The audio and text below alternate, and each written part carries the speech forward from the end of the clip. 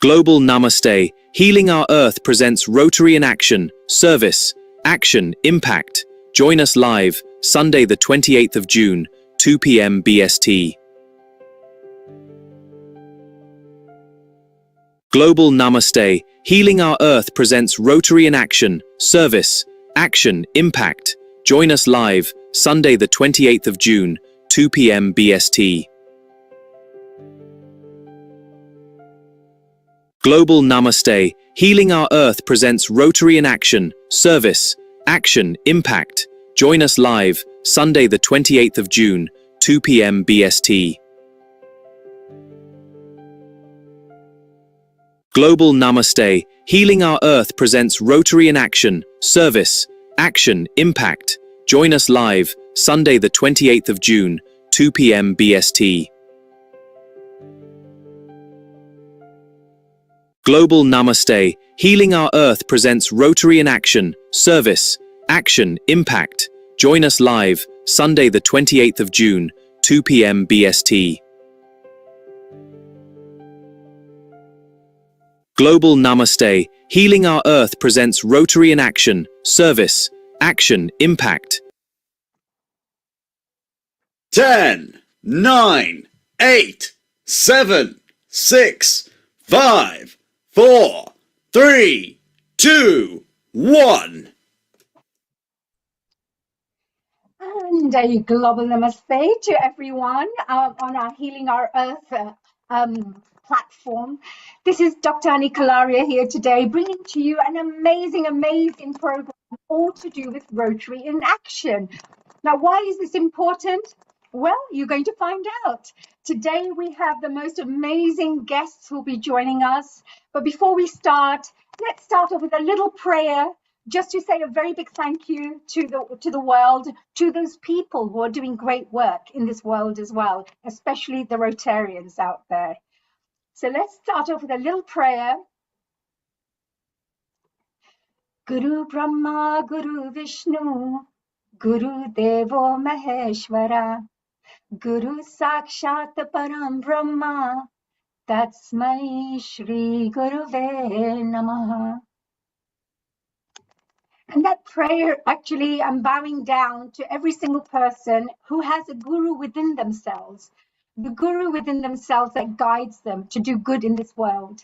And all those Rotarians out there, the family that I call our Rotarian family, I just wanted to congratulate each and every single one of you. This episode is to actually acknowledge you, appreciate you, and of course, to inspire others to do better in this world. Now, before we start, we may want to find out who and what is Rotary all about. But what I'd like to do is, if it's possible, I'd like to invite Kailash Parekhji, our resident host, to come and join us. And I will see if I can do a little discussion with her. Hello and a global namaste, Kailashji. A global namaste, Hanihit, and thank you so much. You are absolutely gorgeous. You are doing such great work. You're contributing to Healing Our Earth. You're helping to transform lives, all on a voluntary basis. Tell me, Kailashji, what do you think makes people want to do good for the world? What do you think? I think it comes from the heart. I'll just give you an example that it's something that I did have lots of happiness. When I can contribute something, when I can give something back, then it gives me immense pleasure. So it's a two-way thing. By giving, you are receiving as well. And I think it's like-minded people coming together, like the Rotary in Action. They are such wonderful, kind-hearted people that come together for the good of the world, basically. And I'm really excited about today's episode to find out more about the work that they do. I know they do a lot of charity work together. And it's wonderful that they're coming on this global platform to share, the wonderful work they're doing. That's amazing. And I love what you said about, it brings us joy, and in the joy of others lies our joy. Actually, that talks about that a lot as well. The Swami Narayan groups talk about this. And most people who are on a spiritual path will always say that when we go and do good for others, mostly you'll find that you feel great as well. And of course, have there been any kinds of projects that you've been involved in? I'm not sure whether you're a Rotarian or not, But have there been any projects that you feel, that has contributed significantly to the world and Yes. which you have just done, selflessly? Is there anything that you could share, any projects? Yes, absolutely. Yes. So, like you said, my guru Pramukh Swami Maharaj, who was my guru for 40 odd years, and now is Mahant Swami Maharaj, and his motto was in the in the good of others lies our own, in the joy of others lies our own. So again, it's by giving to the selfless seva that you receive. So again, through my work through the BAPS Sanstha, as well as my work in the community, has derived me immense pleasure and contribute in little way that I can, whether it's sitting on board meetings or doing any charitable works. For example, during COVID, we all got together from different faiths, coming together and doing the food parcels or doing a sponsor work or raising money for charities to my environment work that I do, with the world peace as well, the LEAP work that you know about. So I'm very passionate in any way that I can contribute, even just giving a listening ear to somebody is seva, isn't it? It's giving something. I think, yeah. Do you know, that's really great. And Dr. Kailashi, I just wanted to ask one final question, before we move on to some of our guests later today. Yeah. We've got a fantastic lineup of people who are going to be speaking, from people who are out there clearing rivers to people they're using sewing and needlecraft to transform lives. You will also hear of people who've been going into hospitals, like doctors who have used their professional knowledge to go into hospitals and literally save lives of little babies who have just been born, like 2-3 days old. And if that wasn't possible, if they hadn't done that, that life would not be here at this moment in time. I mean, there are so many impactful things, like, for example, Rotary has worked on polio. And polio, many years ago, there was polio everywhere. And now it's almost eradicated, just with a few cases here and there, mainly in Pakistan or Afghanistan, for example. So there seems to be, like, once somebody has a vision to make a difference, some kind of energy, some kind of force, some kind of attraction starts taking place where people come together and start doing what's meant to be the right thing to do for the world, for the greater good, as I would say. So could you tell me, from your point of view, a little bit about Healing Our Earth, our platform? There are so many contributors out there who come and work selflessly on a voluntary basis, like yourself, like our lovely technical team, Nishit Kotak, and our lovely Amrita ji, all the various people, Nil Kumar in the background. All they want to do is educate, inspire, and really just provide some entertainment to the audiences worldwide so we can uplift humanity. And one of those episodes, of course, is Rotary in Action, because we feel that this is the right thing to do to bring these projects to the world so that it gets a bigger platform. Now, tell us, so what do you think about Healing Our Earth? And why do you think more people should come and join forces with us? Why do you think more people should tune in and watch these programs?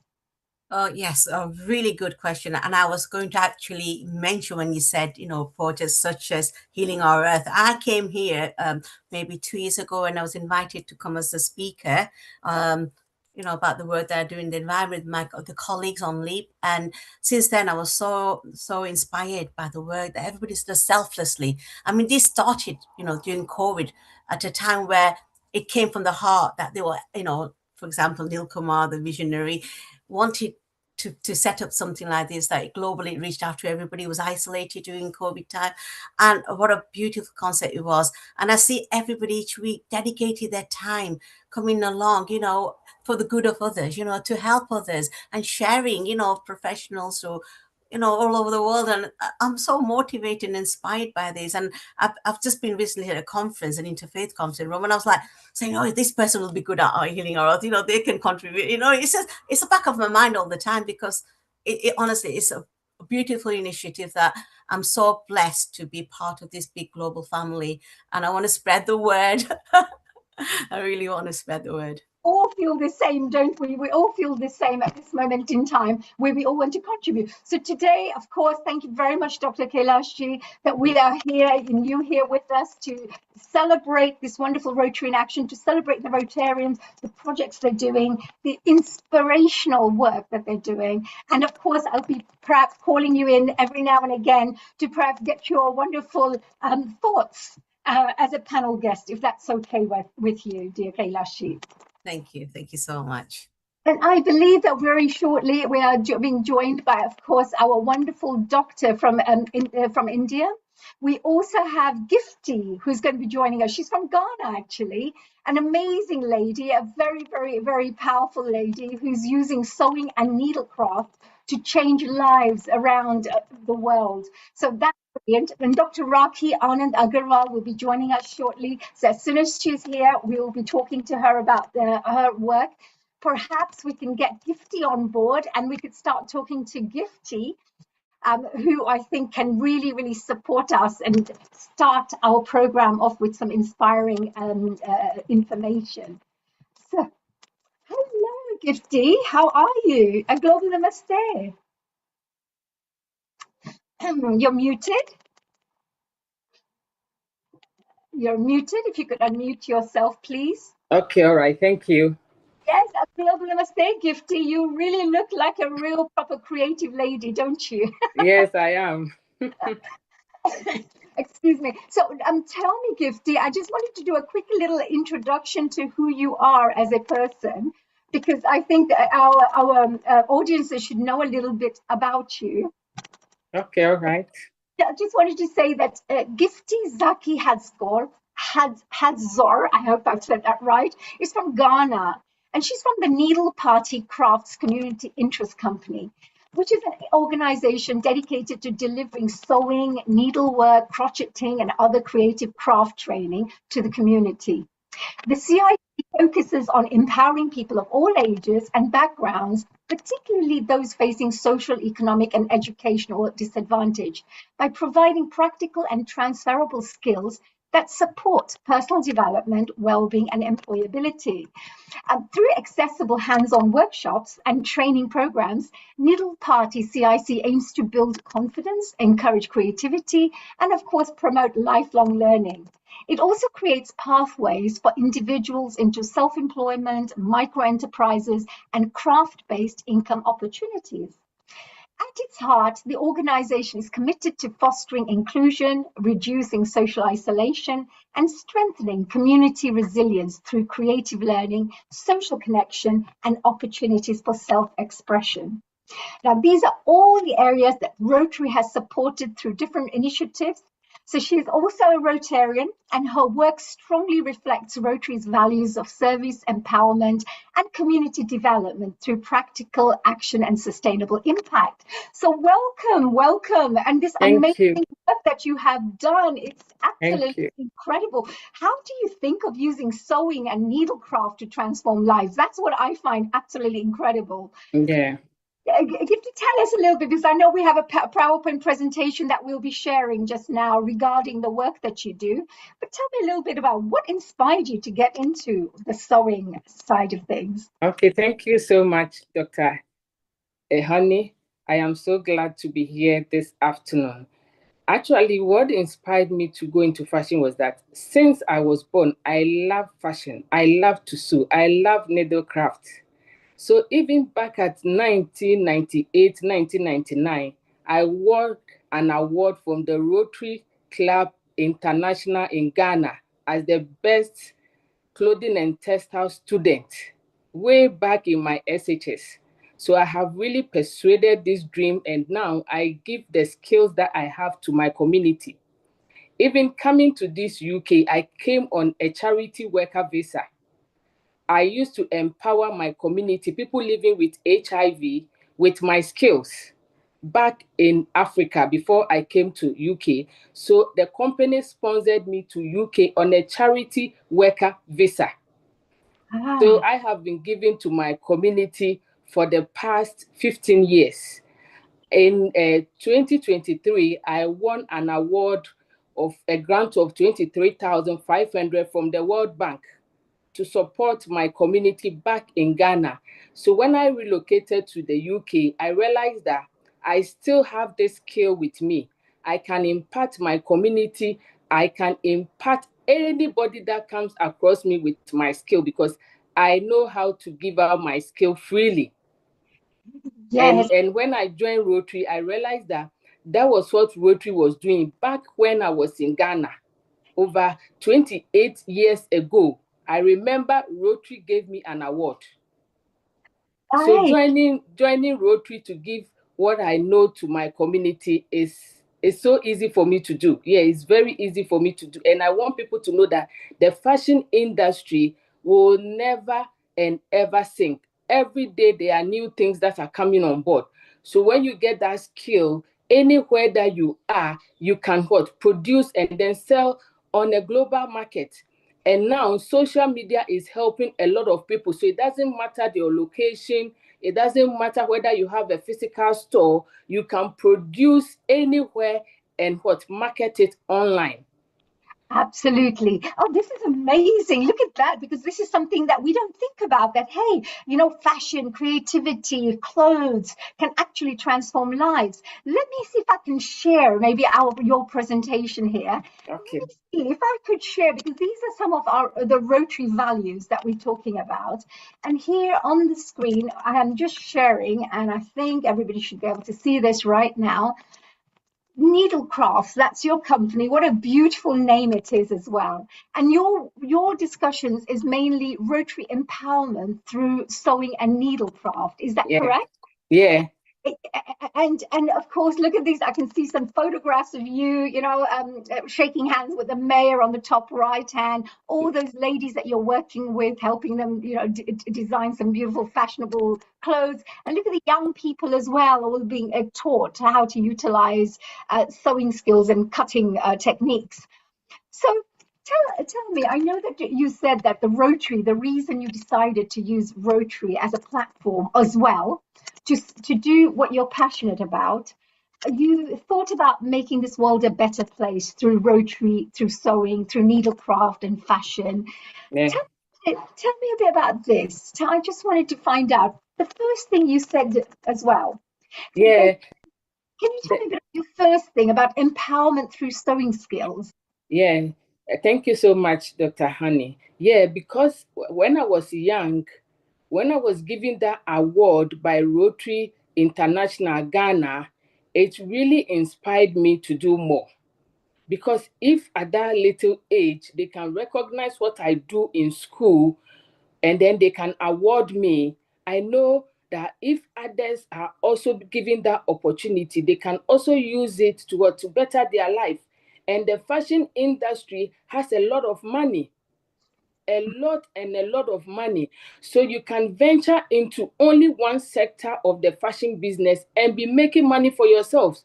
And Rotary is all about empowerment and giving confidence to our society. So if you have this skill, you can even do other things to add to whatever you have learned from our center.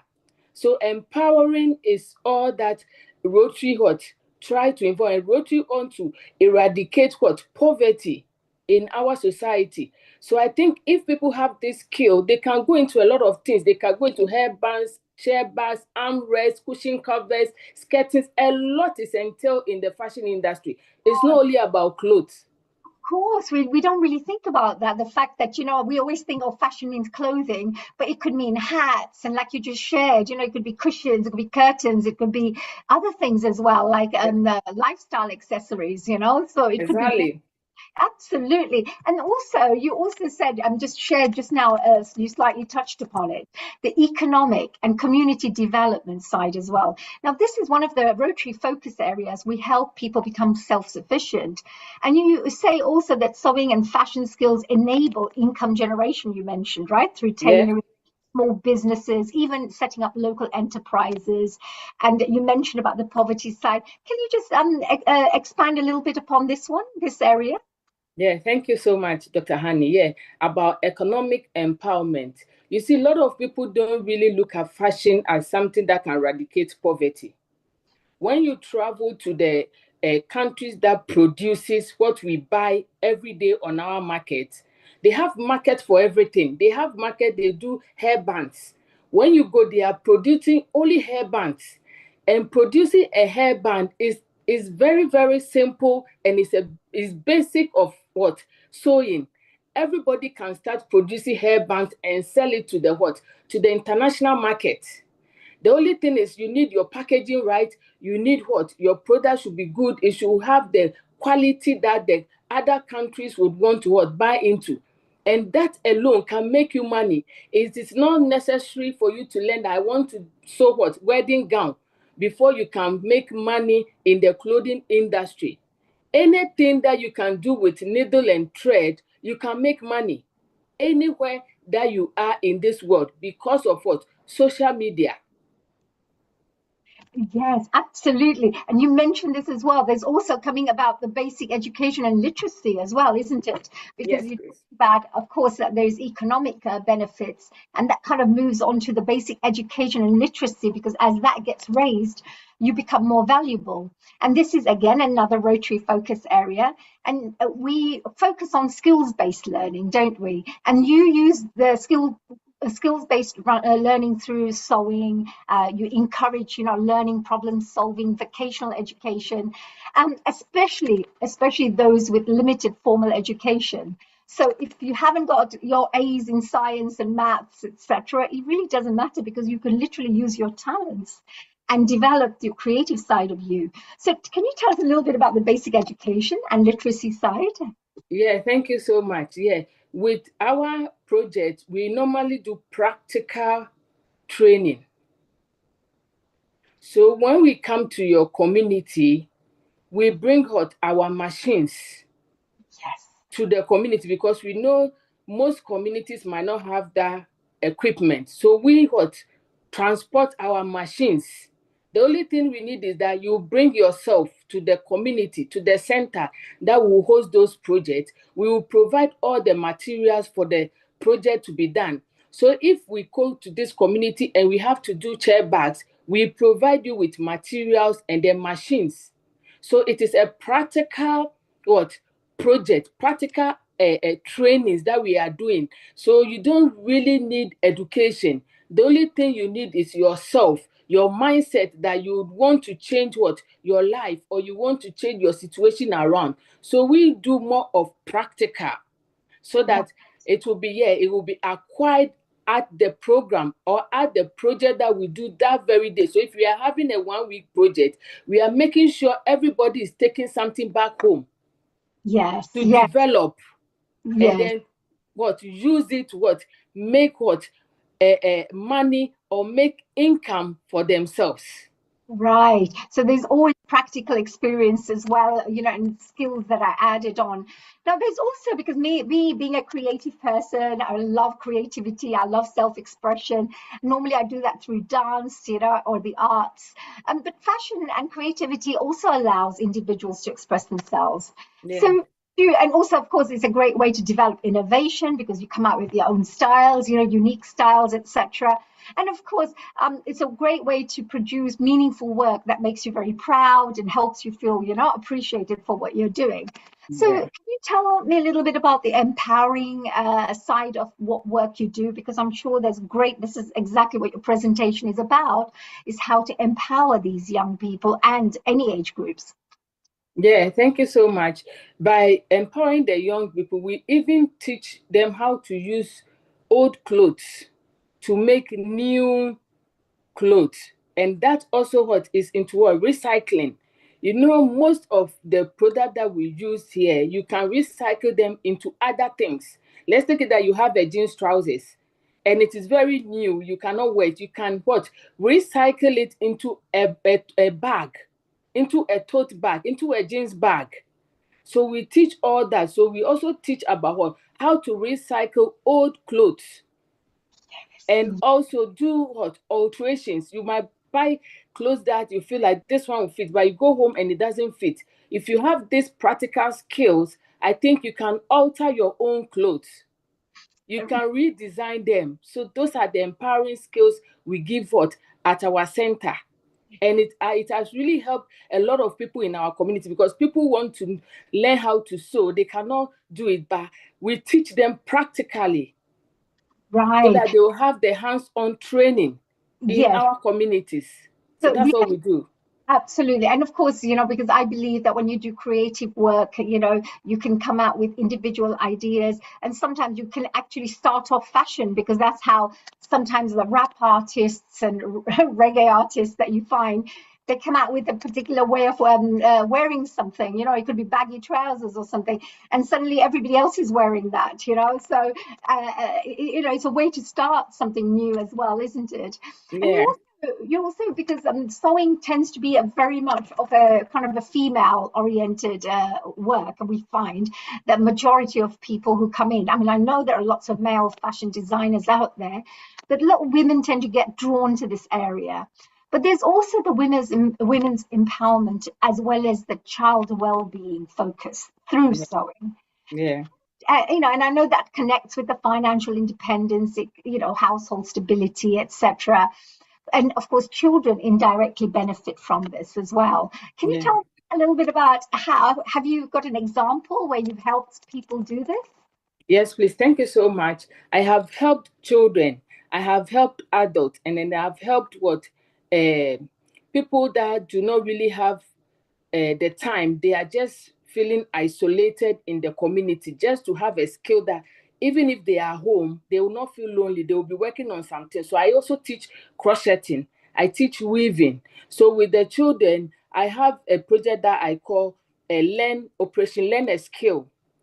So we just started the Operation Learn a Skill. You just learn a skill when you are home. Instead of you being stuck on your phone, you do what? An activity. You create something.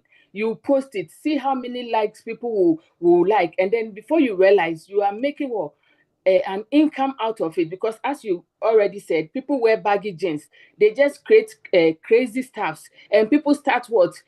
Going into baggy jeans. People start going into fluffy dress. People start this. So that is the same way.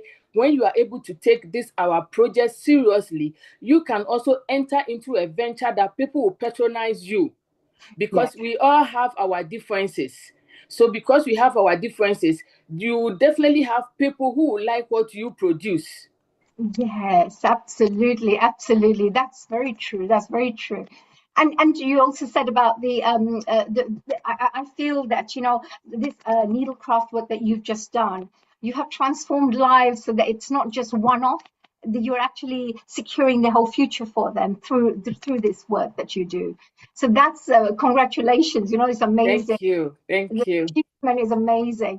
And you mentioned a little bit earlier on that you do recycle, you reuse, you upcycle, and you use all the textile waste that's out there to create new things, which of course supports environmentally friendly ways of working. Can you tell us a little bit about the environment and sustainable practices? What do you use, and what do you teach others about this? Because again, this is another Rotary focus area, isn't it? Yes, please. Thank you so much, Doc. Yeah, we used old clothes to do what? Doormats. We have doormats that you use clothes. You just cut the old clothes into sizes, get what? A mat, and then you weave it through it. So people do it in colors. You can do it. Oh, hello? Hello? Oh, Honey Gifty. has internet is broken. So let me tell you a little bit more why Gifty is just joining in here somehow. This is some of the information that she shared with me, which was amazing. That's again a 7-part is of course about the peace building and the social cohesion side of things. This is again a very, very important Rotary focus area. And this is normally worked on through community-based sewing and fashion projects. It just brings people together. It fosters cooperation. There's also shared learning, as well as, of course, developing bonds between different social groups as well. We're talking about diverse groups. So, as soon as Gifty comes on board, she'll be sharing that with you. But I'm very much into the peace building side. As you know, I run the International Children's Peace Network. And we know that people working together as teams and working and sharing ideas, etc., is a great way It's a great way. Now, somebody has definitely raised their hands. Kailashji, would you like to come and join us just now so that we can see what you have to say about this, Kailashji? Yeah, absolutely. I just want to say congratulations to Gifty. What a wonderful project, and I could see that this project has a real impact, especially the recycling. Because from the LEAP project, we are, our group is moving to recycle fashion.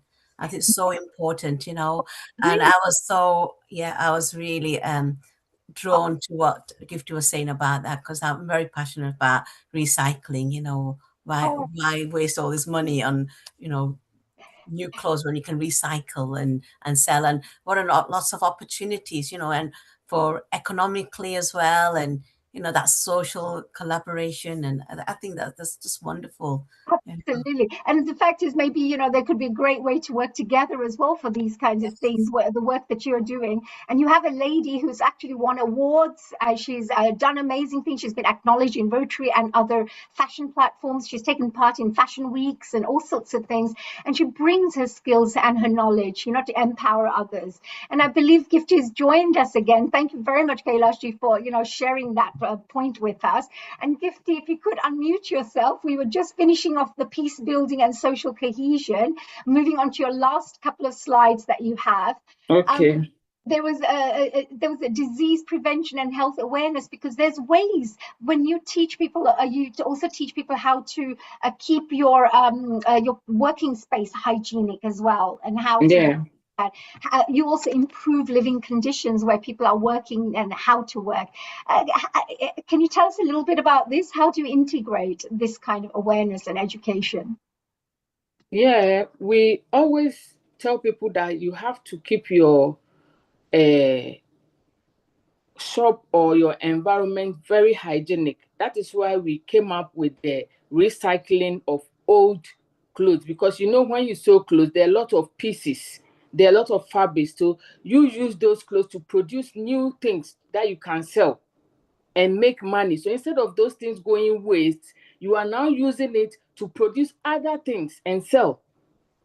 So with that, you don't really have a lot of waste, because we know the fashion industry have a lot of fabric waste, cotton, nylon, and everything. So we reuse those things. So because we reuse it, it will not be in the shop or be in the environment that will pollute the environment, but rather we reuse it to produce other things that can still be sold on the markets, like wall hanging, doormats, cushion covers, a whole lot, because you can patch up. We do what is called patching. We can patch up other fabrics to do a patchwork that you can even frame and then put it in your hallway. Got it. That's amazing. This is a very big range of things. Now, we were coming to kind of the end of our presentation, so I wanted to run through some of these things here, Gifty. You have two more last points here. One is about community resilience and recovery, because, of course, you say local sewing skills help communities to respond better to economic hardship. So you work with some of the African villages or towns, etc., to support young people and others to become more economically resilient through all of these, becoming self-sufficient as well by having skills that they can use to make money and to earn money, etc. So that's a really, really fantastic thing as well, the community resilience side as well. And finally, I just wanted to ask you the final question about the creativity for well-being, because mental well-being is a very big topic nowadays, but you find that people who get involved in fashion and this kind of creative work, they normally reduce stress. It's less anxiety for them. It builds their confidence. Can you finally tell us a few points about this area, please? Yeah, thank you. Yeah, with natural well-being or mental well-being, because you are active doing something, you don't really think about your problems.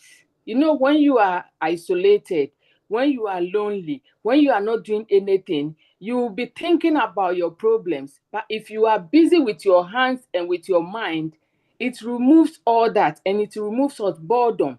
So even with the elderly in the community, we give them activities to do, like crocheting, weaving. So instead of them sitting idle, we use it to even help them to exercise their eyes, their arms, their mind. Like your everything is involved, because you know that when you are creating something, you need to bring out all your creativity skills to get the work done, and then done well, so that people can buy into whatever you are doing. So I think this project is really helping a lot of people, because when we gather, we feel accepted by each and everyone. We feel loved, and then it's better than you being lonely at home, not talking to anybody, but at least coming to the center or coming and then learning something. You feel belonged, and that alone can help your well-being. Thank you so much. Oh, that's amazing, of course. And I just wanted to quickly show some of the beautiful work that you've been doing, here. Look at these needle crafts, all this empowerment work that you're doing. Look at you looking gorgeous with your sunglasses on, and the workshops that you're doing, the design work that you do, the young people who are smiling at the bottom there. Of course, and here's some information about yourself with the Needle Party Crafts CIC. If anybody wanted to, of course, get in touch, and of course, Kailashji, if you wanted to do any kind of partner work with Gifty for helping to do recycling. And Dr. Kailashji is also somebody who's very involved in environmental sustainability. So this is a workshop that I'm sure she would be very, very keen to hold for her little groups as well, local groups. And I love the fact that, look at you, I really like these young people. They're really focused. Look at them while you're teaching them how to do things. I'm absolutely amazed. And of course, anybody wanting to join Needle Party Crafts CIC is your Facebook, so they can at least forward what you do, follow you as well. Yeah. That's absolutely amazing. Let me see if I can stop the share and then see if we can carry on chatting here and move on, of course, to our next guest very shortly with Ganesh, who's going to be joining us very shortly. So, Gifty, tell us, is there any final messages that you'd like to share? And Kailashji, may I request you to please come on if you can, and let's see if we can have a final thought about this. So Kailashji, what did you think of that presentation? Our lovely Gifty has done great and incredible work. She's changing and transforming lives through something that I would have never thought about, which is sewing and needlecraft. I mean, amazing. And she looks like a stunning model herself. All dressed up and everything. So, Dr. Kailashji, any questions from your side before we move on to Ganesh next? Like I said, I really want to congratulate you, Gifty. It's a beautiful project you're working on. And like I said, we are also very passionate about recycling clothes, and you can still look very fashionable. You don't have to go for all this designer clothes where you can use your talent skills. And like you said, it creates opportunities for young people as well. As we want to be entrepreneurs, for women especially. And it creates, like I said, economically, it contributes as well. And it overcomes isolation for those who are isolated, gives them something to do, basically. So it ticks all the boxes, Gifty, and I'm really passionate about it and love to sort of link up with you. So my question to you is, what inspired you to do this? Because it's so, you do it so beautifully. So what was your inspiration behind this? Yeah, my inspiration behind doing what I do is that I have really loved fashion. I remember when I was going to SHS, I wanted to do clothing and textiles, and they said they will let me do food and nutrition. I said, no, I want to do clothing and textiles. I have it in my genes. And I was doing absolutely well. And I was taking all the awards in my school for clothing and textiles. So I realized I can impact, and I love to teach. I love to teach others my skill, so that at least when they get the basis, they can run with it. Because everything is about basis. If you get the basis right, you can go the extra mile. So because of that, that is why I always want to nurture people through the basis. How to use the machine, how to do straight stitches, how to stitch well, how to stitch nicely, correctly. And then that gave me the interest to continue doing what I'm doing. And I really love to share with any community that wants to partner me, that wants to support me, to come with myself, because I am the facilitator. I will move myself to your community and then help. Yeah. That's amazing. Isn't it really good? You know, this is something very true about Rotarians as well. I find, Galeshi, they just want to go out there and do something. They really just want to serve. And it's always service above self, which is one of the values that every Rotarian tends to follow.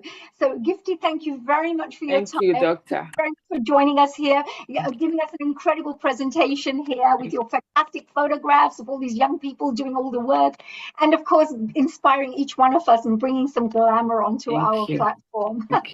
Thank you. Thank you, Doc. Well done. And I think we're going to be moving on to Ganesh Kuppala, who's going to be our next guest. And of course, also very interesting things to talk about. So may I request, hello, hi, a global namaste, Ganesh. Hello, hi. Hi, thank you for joining me. Oh my God, you're in a different place. You're moving around somewhere by the looks of it. Yeah. Let me introduce you so that at least everybody knows who our dear Ganesh Kuppala is. Honey, while you introduce Ganesh, can you please landscape your video? All the guests, when you come, if you landscape your video, like how beautiful. Thank you. Don't touch it now. It's beautiful. Go ahead, Anand. Thank you, Neilji. Thank you. So just to let our wonderful audience members know across the world that Ganesh Kuppala is from the Rotary Club of Stratford, based in the London district. He's a community leader, a host, a motivational speaker, and a public image chair of Rotary Club of Stratford. He's known for building engaging platforms that connects people, ideas, and impactful initiatives. He's also an advisor and mentor with a new program called Innovate for Good, a 3-month social entrepreneurship incubator that supports early stage change makers, especially in developing solutions for social and environmental challenges. And this they do through mentoring, workshops, and collaboration. And today he'll be speaking about the important work being carried out in the area of environment and sustainability in the area of Rotary, of course, highlighting practical initiatives and inspiring action for a more sustainable future. So, dear Ganeshji, thank you so much for joining us here today. As I said, a global namaste. Thank you so much. Thank you so much, Honey. Thank you so much, everyone. I'm sorry if my vision and voice is struggling. As part of my work, I'm at Costco talking to their leadership about the sustainability activities that they're doing. So that's why I'm here, by the way. I'm in the middle of that work, and I'm trying to connect with all of you guys here. So what I'm going to talk about today primarily is around what we have been doing recently on the climate action, because all of you would have noticed that the London had London Climate Action Week last week from 22nd to 28th. Today is the last day of it, which is a perfect timing for us as well, right? So what we are doing as part of Rotary Stratford, we do various activities, and one of them is climate action as well, because you all have experienced 38 degrees, 37 degrees in London, which is unusual and extremely concerning for every one of us. So now it's no more kind of talking about climate change and all that stuff. It's the time to action. So what we are trying to do as part of that is bringing the global leaders across from various parts of the world. We have done various activities last week. So we did one parliamentary roundtable discussion in the British Parliament, where we had people from Kenya, delegation from Kenya, India, and also Ghana and various other countries, Uganda. All of them have come here as part of the London Climate Action Week. And we discussed about, what are the different focus areas that should be. It could be, kind of water, or, plantation, or around, how you have to take your stance on sustainability in terms of saving energy and making sure that, you do minimum steps to make sure you do, bigger impact, right? Sustainability, or when you talk about climate action, these don't have to be really coming from UN or, huge COP summits and all that stuff. What you can do is, do it from your home, bring the change at your home. if you switch off one light a day where you're not using, if you save 1 liter of water from your tap every day, that's going to change immensely the whole world. So as part of it, we wanted to speak to change makers who was doing all this stuff. So we had one team coming from India who's actually called Igniting Minds. They are working on basically igniting the younger generation communities to kind of build a sustainability and green network where they can actually impact not just like Rotary, like what we do. We bring communities together and do action through the. What this organization have done is basically with the community-led partnerships, they have, my numbers would actually surprise you now, what I'm going to tell you. They actually planted 196 million trees. 196 million trees. That's incredibly huge number. So we wanted to learn from them. So I spoke to Mayor of London Borough of Redbridge. We conducted an event as part of London Climate Action Week. We brought, High Commissioner of Mauritius. We brought in this particular organization, IMO.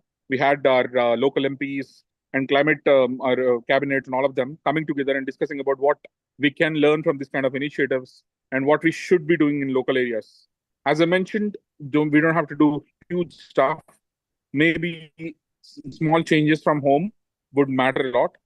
When we did as part of that, everybody who attended that particular event on the both of the days, one from the parliamentary event, the other one is in the London Borough Bridge, we planted a sapling on everyone's name with geotagging and giving the life tracking of the trees. So those are the kind of changes we can do. As simple as for your every birthday, plant a tree.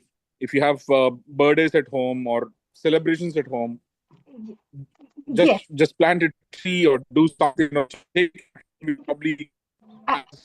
Ganesh, I was telling you, switching off the lights. Yeah. Hello, Ganesh. I think your video is freezing. Unfortunately, are you at a place where there's nice high signal? Because you're freezing all the way, and yet now you're now you're there. You're back again. So you were frozen for a while. Yeah, sorry. No, what I was saying is instead of doing bigger stuff, you probably can think about small changes in your life. Very simple. We do forget switching off the lights. We do forget, moving in between the rooms. We do forget switching off the lights. And that's probably one of the very simple things that you can do as part of your sustainable journey. Or you probably, switch off the taps when you don't use them. If all the women, great looking women or men, when we go into toilets, we actually switch on the tap, do other stuff, but forget about switching off the taps. I may be sounding silly, but these are big things. I can tell you a lot of stats where there's incredible number of water wastage, incredible number of energy wastage that is happening right now, which can save this planet. If you stop printing your tickets, airline tickets, it's tremendous amount of paper. It stops your tree. I can tell you a number of things, right? What you can do in a day in, day out. When you go to we print You're freezing again. Yeah, Ganesh, you're freezing again. You may need to stand somewhere if you could. Ganesh, if you can hear me, switch off your video. So at least your sound will be better because your apps are using too many things. So bandwidth is low. Switch the video off, keep the audio on. I will keep Honey on spotlight. Switch off your video, Ganesh, and the sound will be clear. Now, if you keep on talking. Yes. Now, is it better? No, it's still a little bubbly. But as Ganesh is sorting out the sound, etc., I just wanted to share that this is an area that is very, very dear to me as well. And I know that we have to leave this world in a better place for our future generation. And in order to do that, we have to think about our kids, our grandkids, and all the future generation. And by making these little small changes that Ganesh has spoken about, it makes a huge impact, because if you've got 1 billion people doing the same thing, switching off a light per night, that's a lot of resources that are going to be supported and protected. But at the same time, if you have that same 1 billion people keeping that light on, every single day, then you can see how much energy is being utilized unnecessarily. So yes, so Ganesh, you're back. Ganesh, your Hello, bandwidth is can you hear me now? Ganesh, Yes. the bandwidth is very bad. So what you do? Yeah, because sign off. I'm Ganesh, in sign Costco. out and sign back in a moment. Sign out and Yeah. sign back in. Over. Meanwhile, let me see if I can invite Bhavesh Vegda. Bhavesh Vegda is just there at this moment. He's from India. Maybe I can get a comment from him. He's been doing lots of great work. If he is there, please come and join us and turn on your camera. There he is, and let's get him on there. Hello, Bhavesh. Hello, all the way from India, Rajkot. You have to unmute. You have to unmute yourself. Oh, hello. Global Namaste, Bhavesh. Can you hear me? Yes, we can hear you clearly, nice and loud and clear. Good. Yeah. Global Namaste. Good evening to you there in India, right? Yeah. Yes. So Bhavesh, I know that I came to Rajkot some months back to the Rajkot Club, the Rotary Club in Rajkot. Yeah. And you guys were incredible because you do so many fantastic projects in your club. And very shortly, we're going to be speaking to Ravi Chotai, who's going to speak about these projects. But can you tell us a little bit about what's your thoughts on this environment and sustainability? I came and did a talk on environment at your club, but you also do many, many projects relating to this. Could you share a little bit about the kind of work you do in the environment field? Yeah.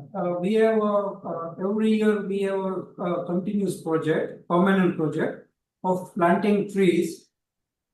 We plant trees in name of our near and dear ones, and we collect somewhere around say 500 rupees from a person, and we plant a tree in his name, written on the tree with a tree card, and with a commitment of 3 years or 4 years to upbring that tree to a large scale. So every year, every president, we have this permanent project. We plant somewhere around 300 to 500 trees every year in surrounding of our city. Oh, that's amazing. And that's wonderful because what you mentioned is there's a plaque that you put and it's in memory of your near and dear ones. So that's also amazing because you keep that memory alive of your people that you love and care for, and a beautiful tree that's growing as well. You know, there's a beautiful memory, isn't it? Right. And you mentioned that for 3 years you get free. Your group looks after it for free, the charity you work with. Right. And I have one more thing to add for Gifty. We have we have a vocational center at Rajkot, where we teach the young people from the lower income group the vocational skills. We do have a teaching center at our vocational place, and we every year we teach handbags, because in India we use a lot of plastic bags, and these plastic bags clogs the sewage of the city. So we teach this from the jeans, the used jeans. Right. This can be used permanently, and the people who are stitching this, they get money from the donation. Yes. And we can do a very good. We are doing this project since last 5 to 10 years, and every time we distribute, when there is a community festival, like we have Vidya, you must be knowing that we have a festival of for Janmashtami, where Yes. there is a lot of people gather over a place, where we distribute all these bags over there free of charge. Right. So it's a double impact project, where Oh, community amazing. gets a work. People use a free donation to use jeans and clothes, and we stitch a permanent bag from that thing. Oh, that is amazing. Maybe Gifty, one day you can go to India with all bags of jeans that you have, because everybody wears jeans in the West. Yeah. Even here, That is a one project which we be doing for this environment thing. Yes. And this year we are even thinking of having a project. There is a called algae bulb. To reduce, this project is very new in India, maybe world also, but there is a carbon filter algae bulb which you can mount algae, ALGA, algae, ALGLE. Okay. Yeah, and this is a kind of a bulb where you grow algae in a plastic or glass vessel. This can be mounted on the center of a city. And this algae, what they do is they take carbon dioxide from the environment. Right. And Yes. they give oxygen back to the environment.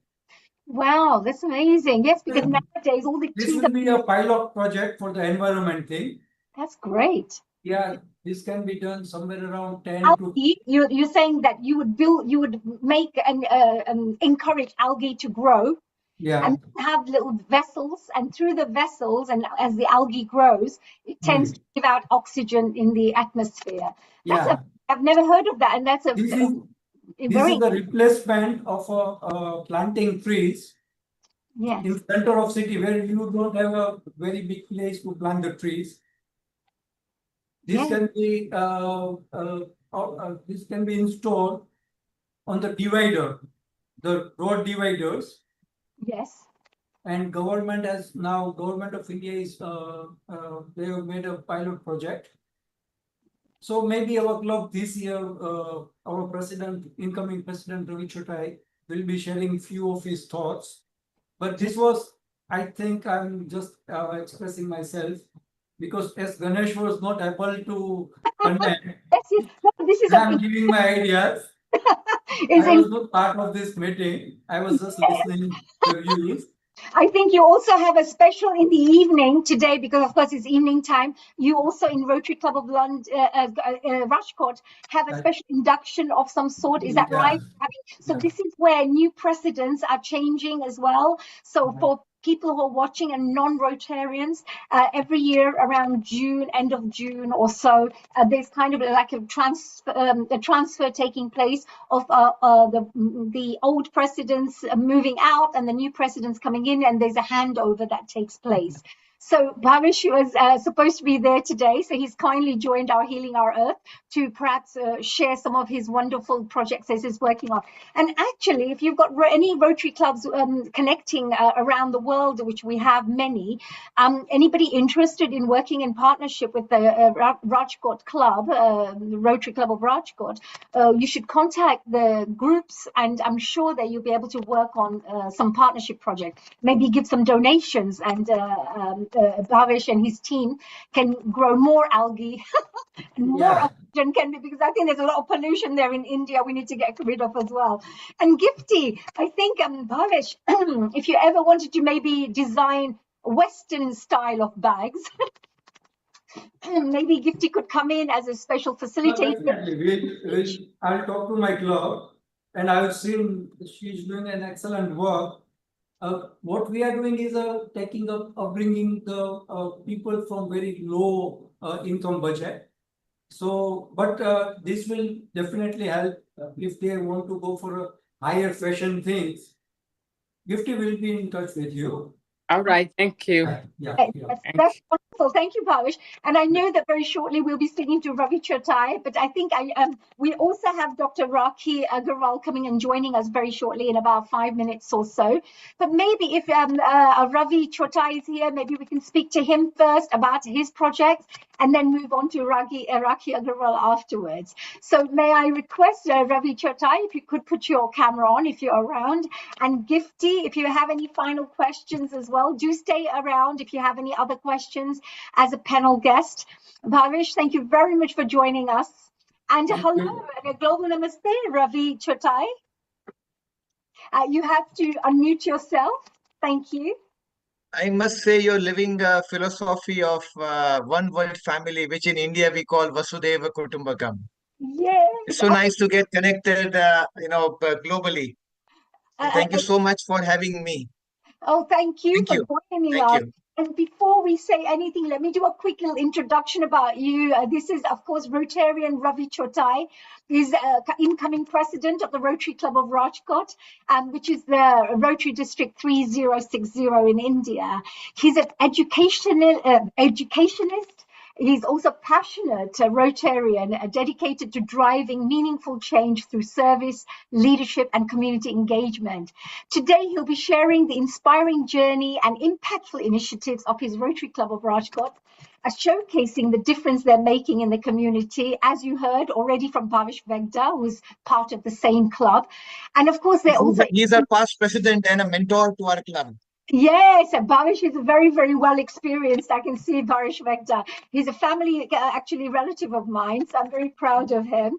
And he's very, very happy to know it was in his year when me and my wife officially inducted as board members. This is way back in 2014, close to 12 years back. Yes, yes. And Bhavesh Vegda, I remember working with Rotary Club of London, and when he was a president, both parties came together. They applied for a global grant, and they also bought really high-tech equipment for the locals, especially to treat cancer patients. So I know he's done incredible work, and that's still being transforming lives till this day. Yeah. So congratulations for the incredible work you guys are doing. Thank you so much. Thank you. I just wanted to say thank you very much. And just recently, Ravi, I was there in Rajkot, so I'm not sure if we got a chance to meet or not. But I just wanted to welcome you. Congratulations on your new presidential year. and I got a chance to meet my wife. She's right next to me. Oh, yes, of course. Is she a Rotarian as well? She too is a Rotarian. Hello, Global Namaste. Hello, Namaste. Yeah. It's a privilege for us to connect all around the world, knowing the stories and the journeys who are doing for the betterment of the society. I'm really, really pleased. I think all Rotarians share the same values, that we want to hear inspiring stories, and we want to also share our inspiring stories. And thank you very much for joining us here today. So tell me, Ravi, what will you be sharing with us today? What do you have? So, basically I have a PPT wherein, it would discuss about what projects we have done. Yes. Basically, as Rotary Club of Rajkot Greater, we are more inclined towards projects, which you rightly mentioned 2-3 minutes back. Along with that, we're also into education and the proposed projects for next year. So, I'm starting my new year from 1st of July. Oh, so I just take 5 to 10 minutes to present. Absolutely. And, so just allow me to share my screen, please. Absolutely. You should be able to share your screen if you wish. And you have a very beautiful wife with a beautiful smile. There you go. Thank you so much. Thank you. Thank you. You may want to enlarge the actual.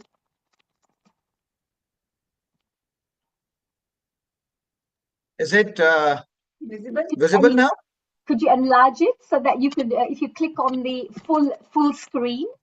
Ravi, if you put it on slide mode, it will go and take the screen. So if you go on a slide mode, and it will take the screen on the bottom right, you should be able to see like 4 squares, another one, and then the full right next to the plus and minus sign. The icon that is right next to at the bottom. Ravi, if you look at the top of your thing where it says slide, look, new slide, and then put slide. Yes, beautiful. Very nice. Excellent. So here we go. The Rotary Club, Greater Rajkot. Vibrant. So this is how we introduce ourselves. Yes, please. So Rotary Club, Greater Rajkot, a vibrant Rotary Club with a difference. So this is a little bit about our club. So we were chartered on 26th of August, 1987, and we started with 27 members. And now the family has grown to 160. Very happy and meaningful members. So now we have a total giving of USD 6,54,999 as on 26th of June. So close to around 7 CR. PHF that we have is 305. Major donors are 22 and benefactors are 7. So a little bit about what projects we have done so far. So this started way back in 2007-8, where we had distribution of 2,000 reading kits to around 1,100 primary schools of Rajkot district. And we had this international partner from Finland. So it was like 12,000 US dollars way back in 2007, 2008. The center which you are seeing is started with something which had 4 dialysis machine at BT Savani Kidney Hospital, worth 2.5 million. So it was close to 48,000 US dollars way back in 2010-11. And we had this deaf and dumb auditorium. It's a very unique thing, one which you're seeing in a center. It was a water drip irrigation at Jeevan Shala. It is around 80 kilometers from Rajkot. This was a 28,000 USD project, 2012-13. And one which you are seeing on the right, this was 10 dialysis machines given to BT Savani Kidney Hospital. This was at that time one of the biggest projects, and the money raised was around 1 lakh USD. Going further, the one you see on the left was late PM of Gujarat, Shri Vijay Rupani. In his presence, we had Rakhi therapy machine given to Rajkot Cancer Hospital, and it was again huge, 1,50,000 USD. So thanks to all the foreign partners who trust us time and again, and do a global grant which ultimately helps us for the betterment of society when it comes to Rajkot and the nearby periphery. The center which you see is a Rotary greater CT scan machine with latest Siemens CT scan machine, again to BT Savani Kidney Hospital. This was even huge in terms of project size, wherein we could touch around one which you see on the right. This was in an ICU theater given to Panchnath Hospital. It happens to be a local NGO and doing work for the community since almost more than 100 years now. So mammographic machine, 1 lakh USD. And the thing which you do, which you're seeing on the right is Surmai Sanj. So this is something where, we call artists from India, the renowned artist, and it is basically for the public image. So this, which you are seeing, was basically an idea to raise funds for the ICU center at BT Savani Kidney Hospital again, wherein we had so 3 generations, 1 nation was the concept. Wherein we had a public image, and through that we could raise around 1.5 CL. Ultimately, the donations went to BT Savani Kidney Hospital. So now coming back to my dream project for this year. So basically, it is all about an establishment of modular operation theatre, Ramakrishna Ashram Medical Center. So when I say this, this is a project proposed for a modular OT. So the project cost includes 1.86 CR. So why this need? So I was, just analyzing, and a couple of data is already mentioned. So basically, Ramakrishna Ashram is a ground spiritual organization founded by Ramakrishna, way back in 1927. Where this new initiative, rather the modular OT, is to be set up. They're completing their 100 years in March 2027. These are the figures, these are the things which they do as a charity, which includes care services, dental treatments, physiotherapy, cerebral palsy rehabilitation, pediatric care, and many more. So this project basically is far-reaching for the community for eyesight. So when I talk about figures, going further, so they have an OPD of close to 17 lakhs in last 2 decades. And they have done operations close to 1.5 lakhs. So what operations they do? Basically, they touch cataract, retinal surgeries, pupiloplasty surgeries, glaucoma surgeries, and egg laser. So the need for this, modular OT occurred because they want to have, more better services and better facilities to people on and around the periphery of Rajkot. And if this modular OT is set up, it would have dust-free surroundings, controlled airflow, stable temperature and humidity, and high sterility standards, which will help achieve better surgical outcomes and reduce complications. So I take it further. So this is to be set up at Ramakrishna Ashram so the plan is passed, and the construction thing should be completed by mostly September end. And by November, they plan to start this modular OT. And by March, it will have, almost a global event wherein 3,000 monks across the globe would be part of that 100 years celebration. And obviously, the, eye care unit, which would be open as a part of their 100-year celebration. Another dream project which we have, so again at education level 2, our club has been very active. So this is expansion of Sadhu Vaswani Girls School, Rajkot. Project involves construction of entire 4th floor, comprising of 14 classrooms, one multi-purpose hall, creating an additional capacity of around 420 students. Total project cost is 2.25 CR, out of which institution is committed to 1 crore. CSR support of 1.25 crores is sought to complete the project. When I talk this, already 1 crore is to be raised from the institution.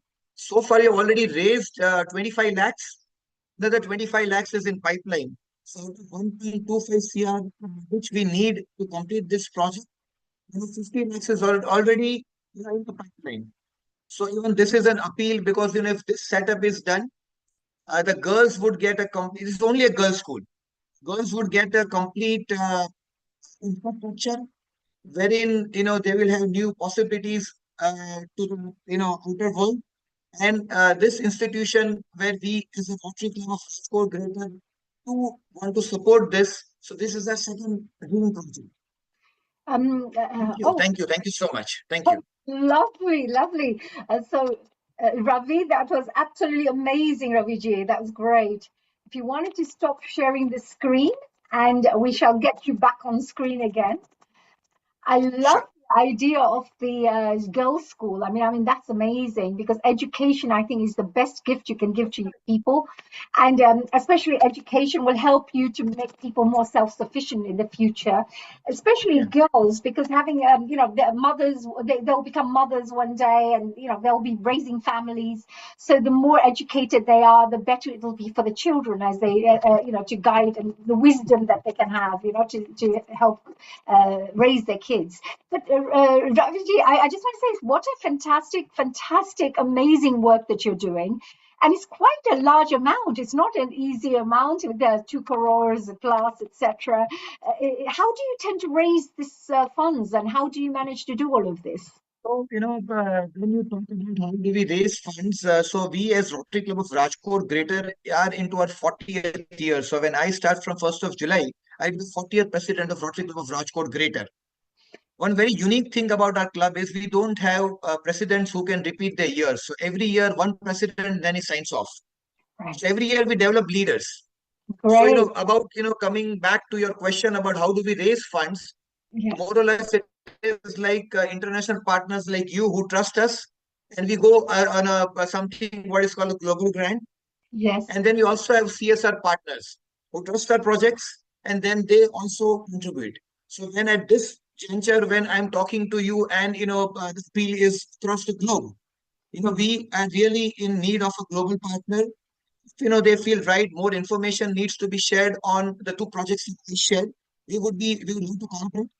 And if something can be worked out, these 2 projects we wish to complete maybe in another 6 months. So this is an appeal and a request to all those who are connected and friends overseas. Yeah, that's amazing. That's great. I like what you said as well, that you develop leaders, so you do not repeat presidential years. Of course, I think that's for most clubs, but sometimes you have to repeat. But what you're saying is you help to develop fresh new ideas from new presidents, give them a chance to also lead and come up with their own passionate projects. And the last 39 years, we have had no repeat of presidents. So that's achievement, or you call it that's amazing. And how many members do you have at your club? 160 current members.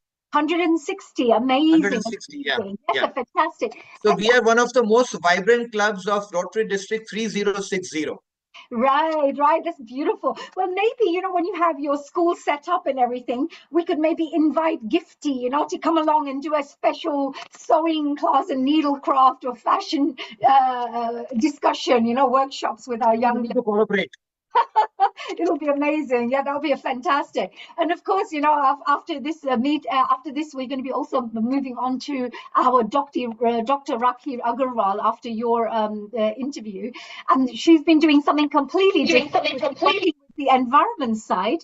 And she's working on, supporting rivers and ponds and things like that. And just one person, I'm very, very impressed. One lady who's just gone out there and really made such a huge contribution and difference to the local environment.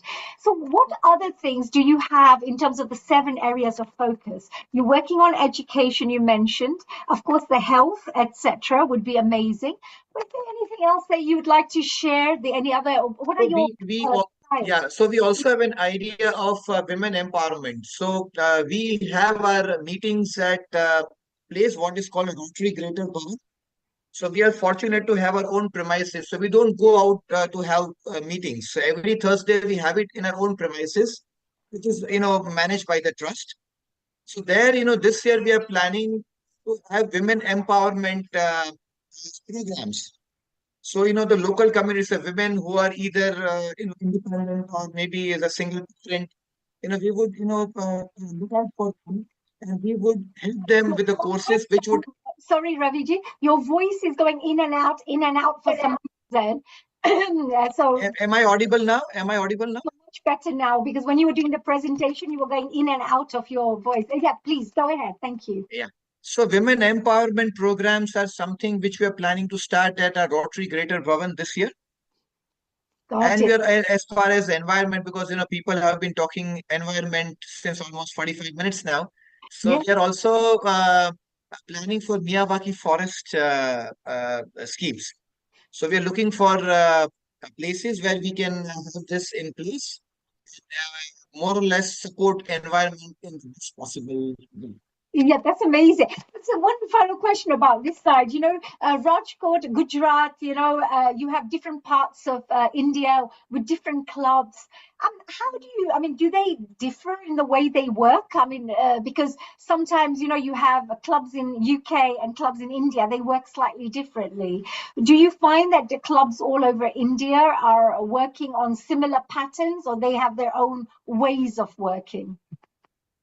Fortunately, if I talk about District 3060, so this year the incoming governor is Rotarian Nilesh Shah. So, we have been fortunate working with him in a way, the projects, more or less in 7 focus areas are pre-described. It is something that we get from district. Along with that, we also design our own projects. Yes, in a way, if as far as District 3060 is concerned, more or less the projects are, similar. So we work on a same uniform pattern. Yes, okay, fine. So it's all based, otherwise you get your instructions from the district and get their vision, and then you work on those things. That's amazing. The projects that I discussed, the medical projects, the education side, fortunately it was a vision of Rotary Club of Rajkot Greater, and then it was taken to district and supported globally and from the district in past years. That's amazing. I'd like to, if Dr. Meeta is there, if she can turn on her video, see if she can come on board and perhaps ask a couple of questions that she may see as quite useful, because me being a Rotarian, I have a particular way of looking at the work we do. But if you have somebody from outside who are asking a question, it may be interesting to see what they have in mind. Dr. Meeta, if you're there, can you please join us if you're there? And if you could turn, okay, while she's coming on board, let's see if I can get Gifty on board and see what she has to say, because she, at the end of the day, is also quite into Rotary work. Hi, Gifty, could you unmute yourself, please? Yeah, thank you so much, Dr. Honey. Yes, do you have any contributions, any messages, any questions for Raviji before we move on to our next guest? Yeah, I am just excited that the 2 speakers mentioned about recycling, and then it's like whatever I said in my previous submission, where what they also said in recycling and then helping our earth. So I am happy that we are all in line in one goal, and then what we want to do for our community, and then at the same time make our health be a better place for all of us. So I'm ready to partner with any of the club members who need my services, and then we see how best we can help our community. Thank you so much. Well, I also wanted to ask, I just wanted to maybe share a quick little interview. This is an interview with Eve Conway. It's only a few minutes, but she's sharing about how it's important to tell our stories to the world. And I think it's quite interesting. I'd be very interested to know your thoughts on this. I'm just going to share the actual visual, if that's okay, and see if you can hear what she has to say. She's a lovely lady. She was a director as well, international director. Okay. Here she goes. Just mentioned about the polio side, and Eve, I mean, you've also described in the past just that administering polio drops to a child in India was your Rotary moment. Could you share more about how that experience influenced your passion for the Purple for Polio campaign and Rotary's fight to eradicate polio worldwide? Yeah. As president, I went on to be president of Rotary International in Great Britain and Ireland as well. And as president, together with the district governors for that year, the Evolutionaries they were called, we launched the Purple for Polio campaign because, you know, it's so important. Rotary started the campaign to rid the world of polio back in 1985, then went on to become part of the Global Polio Eradication Initiative. We are one of the key partners in that with the WHO, UNICEF, and also more recently the Bill and Melinda Gates Foundation. So we are very crucial in this battle. We started the campaign to rid the world of polio, and we will be there at the finish, because when we started the campaign there were 1,000 cases a day in 125 countries. Now this year we've had a handful of cases in the 2 polio endemic countries of Afghanistan and Pakistan. We've eradicated polio by 99.99%. So this is an incredible achievement. And what is so important is that, you know, I've been out to India to immunise children against polio. First time I went with TV presenter Connie Huck. So we organised for her to come along, and we did a feature for BBC News and also a short documentary for Rotary. The second time I went out, we did have there was a health correspondent for the independent newspaper. It was organised that she would come with us on that for the independent. What I wanted to talk about was really, you know, my Rotary moment was actually immunising children against polio and putting those 2 polio drops into a child's mouth. And I remember one scenario where I did this, and the mother of this child, it was in a slum in Delhi, and she looked at me, and she couldn't speak any words of English, but her eyes were saying, "Thank you for giving my child these polio drops that will prevent my child from getting this crippling, horrendous disease." And that was a really emotional moment.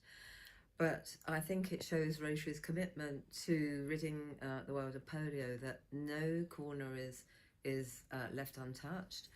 And, you know, we were going through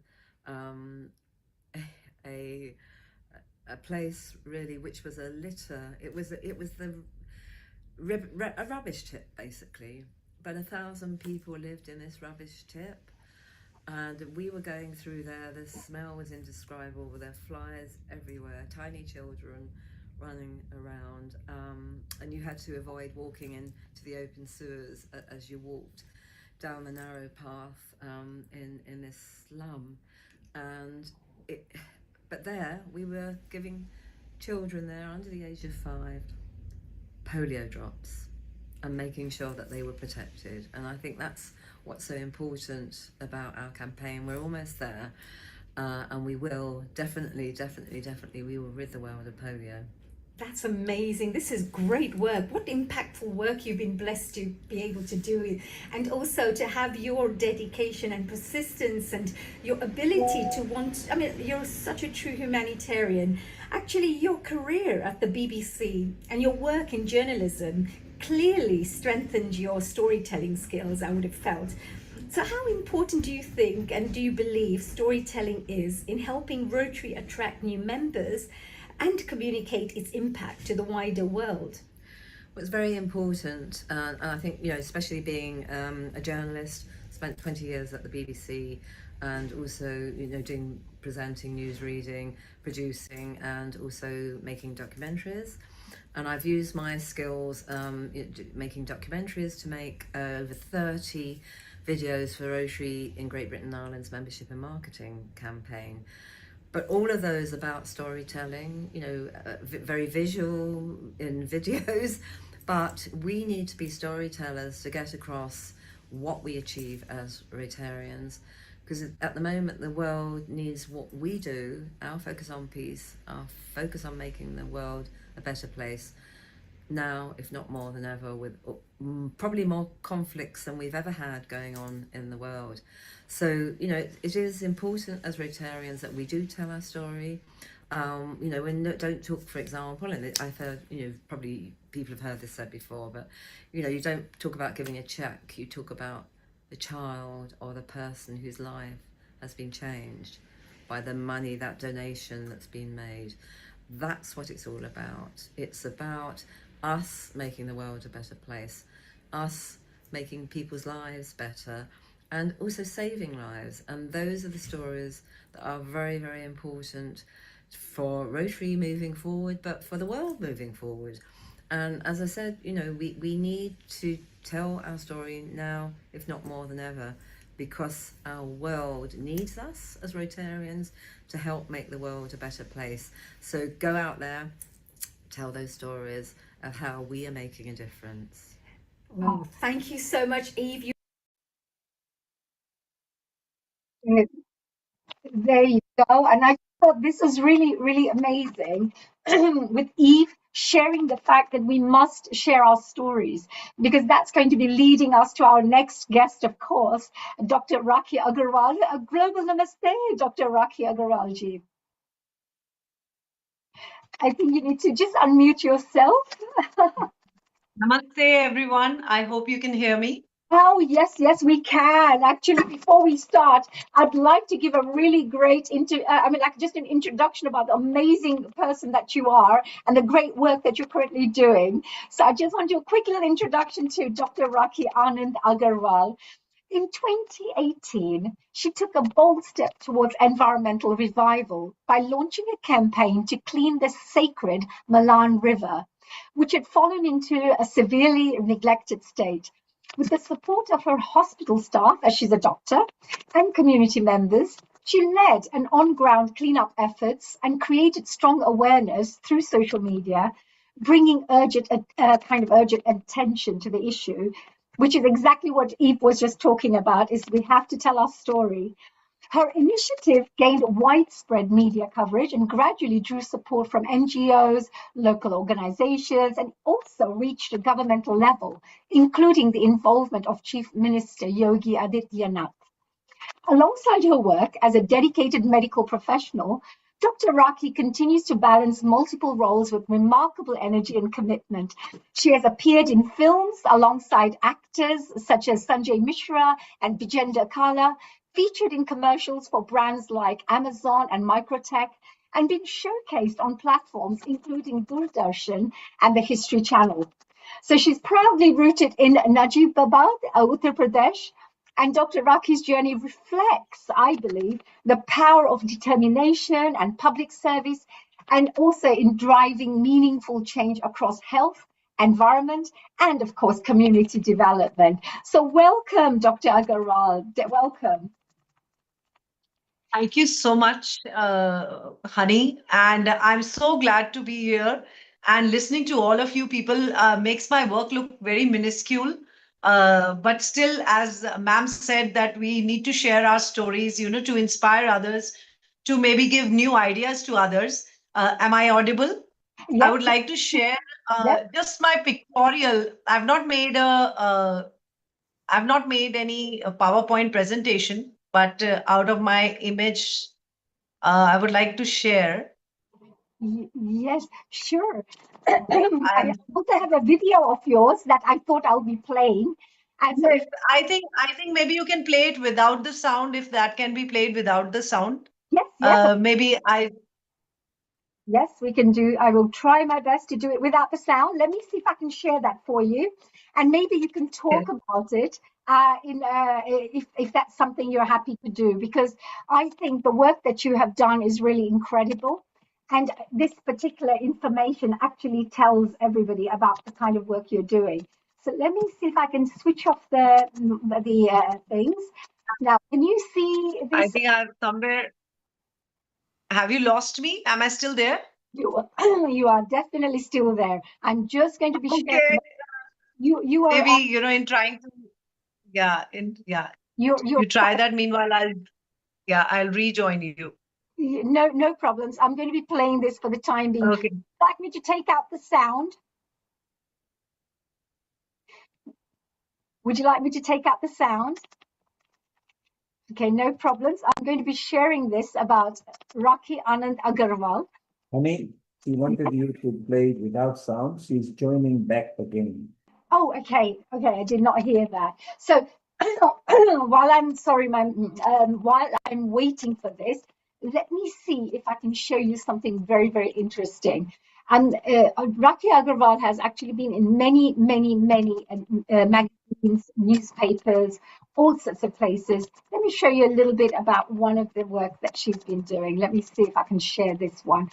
She was in something called India Today magazine, where they wrote about this amazing work that this woman is doing. Let me see if I can share the screen here.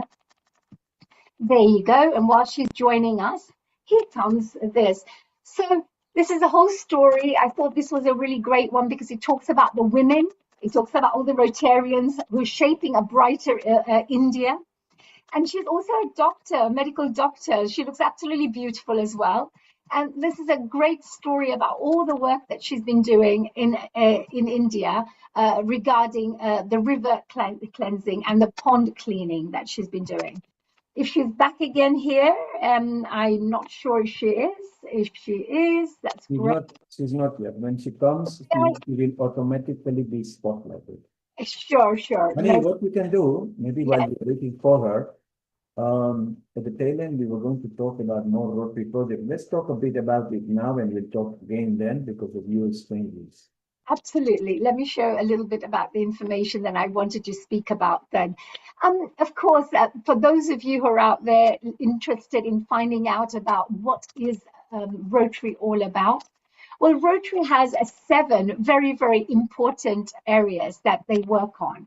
And if you would like, I'm just going to open up one of these for you. Here is a Healing Our Earth video that you may find quite interesting. What people have been talking about in terms of what this is all about saving our planet. I don't know if you can see this on the screen. All the work that we've been doing in terms of Rotary. Here is one of the work that we're doing in Bangladesh, actually. Oh, Rakhi is back at the moment. May I just maybe move straight back onto Rakhi, if that's okay? And then maybe we will talk a little bit about the work she's doing. So are you okay now? Are we all right there? Rakhi? Yes, perfect. I'm so sorry for this glitch at the last moment. Actually, I'm not in my house. I'm in somebody else's house. So that's a little bit, yeah. So I'm born and brought up in Delhi, I would like to say. But destiny took me to a small place in Uttar Pradesh that is called Najibabad. It was such a small place that I'm not sure whether people in London could relate to it, but people in India can definitely relate to it. And I think this place, initially, I had a very tough time. For initial 10 to 12 years, I spent in depression because I was an educated girl who had lots of dreams ahead and lots of ideas of progress, but I was shifted to a small place called Najibabad. But I think that was my destiny today. Now, when I look back, I think it was my destiny. So when I came here, I was the first gynecologist to start doing ultrasound.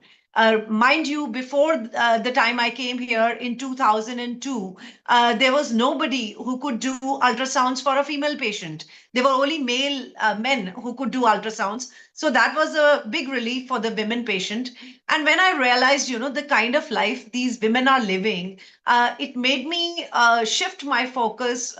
Like I always have been practicing since that then, and I've never left my practice.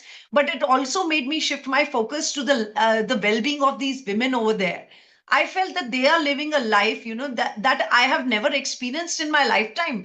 It was something very new to me. I have had a very liberated, independent life in New Delhi. And here I'm seeing women who are married at the age of 16, they're having children, and they are basically just baby making machines.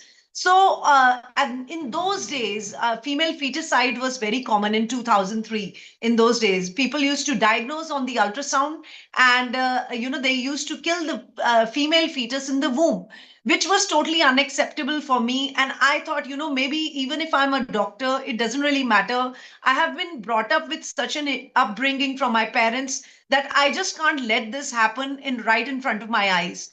So I thought that I will do something about it. And since then, I have been doing workshops, and I've been doing lots of programs, awareness campaigns for against female feticide. And you will be glad to know that District Bijnor has had a positive ratio after many, many years of hard work, not just for me, from my side, but also from the side of all the, the mindsets that I could change. Because I had a little bit of streak in the movies and in the social media. I spoke well, even as a doctor.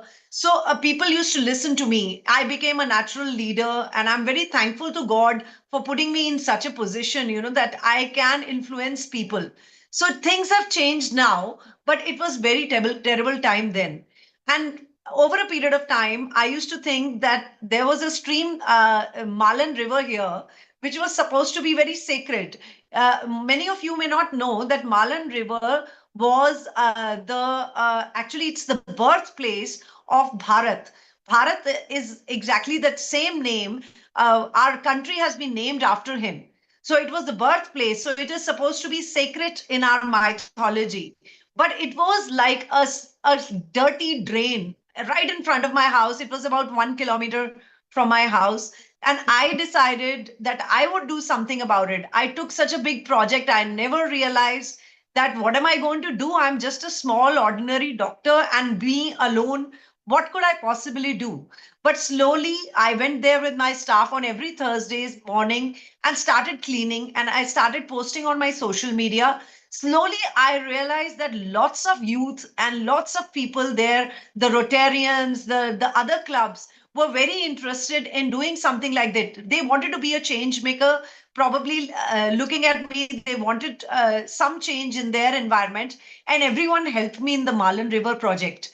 And today, I'm glad to say that Malan River is taking shape, and things have changed. People are changing, although the changes are very slow, but still we are hoping, in years to come, that will be like a very nice, you can say, a picnic spot, or some place that you can, visit as a tourist. So, and after that, I realized there was a pond there in Najibabad only. There was a pond which was being polluted. I went there on 2nd October, Mahatma Gandhi Jayanti, and I realized that this needs to be cleaned. And by this time, Malan River had given me so much of power that I didn't realize for 2 minutes that, what will happen. I just took the charge. And today, you'll be glad to know that it has turned up to be a nice picnic spot. With my efforts and my NGO's efforts, Sakhi Welfare Foundation is my NGO, and we have been empowering women. We have touched lives of more than 30,000 women over the years just through my NGO. We do Silai Kendra, which teaches them stitching. We do beautician courses. We do computer courses. We do courses to make them financially independent. I never like to donate money to any woman whatsoever. I always, neither do we pay for, getting them married. So my idea is to make them financially independent so that they can live their lives on their own 2 feet. So we don't need to help them thereafter. We just have to give them a source of income That is my main power. And during the COVID times, we made 50,000 masks, and our women were earning even when a lot of people had lost their jobs. And those 50,000 masks we sold, and we bought a sanitary pad unit. And now that sanitary pad unit is running, and we are selling sanitary pads. So this is like, besides me being a gynecologist and a full-time doctor, I'm able to manage this because I have a team who are ready to help anytime and every time. And besides this, Najibabad never had a playground or a stadium. So because we are now a group of people who are consolidated in such a manner that because of this, everybody listens to us. Because of being an honest person who is I've never taken donations. I've done it all from my own hard-earned money. Although, maybe donations could do a little better. We can do something even better. Like I heard how the hospitals are being opened. Just now, our fellow Rotarian from Rajkot, Mr. Ravi, was mentioning, and he's doing commendable work. And I really am glad, that I could hear all that. That somebody is doing so much for our country and so much for the humanity as a whole. That really warms my heart and humbles me to the core. So Najibabad also got it first. Sorry. Yeah, Dr. Rakhi, I think you're doing incredible work, I have to say. And of course, the work that you mentioned about the river, I think it will be really important if I can maybe play the video and you can share a little bit of information about it, then people can be able to connect to exactly the amazing work you're doing. I'll keep the sound out, but you can then at least share as we are playing the actual video what it's all about, and maybe you can talk about it. So if I can play this for you. Yes. Yeah. So this is the field right across the river. It's supposed to be a sacred river, but it was nothing less than a drain. And in those days, what was happening was my mother, I was sick for a while. I went into a myomectomy. So my mother told me that you should give, you should feed the fishes. Like our Indians, we are superstitious. We believe a lot into, you should feed the fishes. When I went to feed the fishes, this is what I saw. And I was like, how can I feed the fishes in such a polluted water? So this is the place where I started working. When we were working, I remember, people taking a plastic bag and throwing their stuff, which was mostly, puja stuff, inside the river, which was very, very disheartening. This is Najibabad. It's a very small town. I'm a gynecologist there. I at least deal with more than 100 to 200 women per day. I'm in touch with 100 to 200 women per day. We have a staff of 100 people. Out of that, 50% are women. So I thought, it would be a good idea I don't need to tell anybody. I can just order my staff, to go there. When we went there, this is my son right next to me and some of the people who joined. So when we went there, it was like people had thrown the sacred stuff from whatever they do puja. You understand puja? Yeah. They do prayers. They are throwing all that sacred stuff into the river, thinking that it's some, I don't know what kind of an ideology that is. I don't incur to such an ideology. But when I started working and I started putting my work on the social media, I planted trees there with my son. You can see my son. It was raining heavily. And he was like, have you come here only for the photos and you will go back, without planting the trees because it's raining? I said, no, I will plant all the trees. And today, can you see this tree? That tree, this is the tree that has grown to that length. And today, we can easily stand in the shade of those trees. This was the place where children wanted a playground. And this was a rotten place. Nobody was actually doing anything. I went to the district magistrate of the place and I organized a Khel Utsav, which is a sports to call everyone for sports event. So you can see how the children, there was a crowd of 2,000 children over there. Can you see the crowd of 2,000 children over there who wanted to, who liked sports so much, but there was not a single playground there.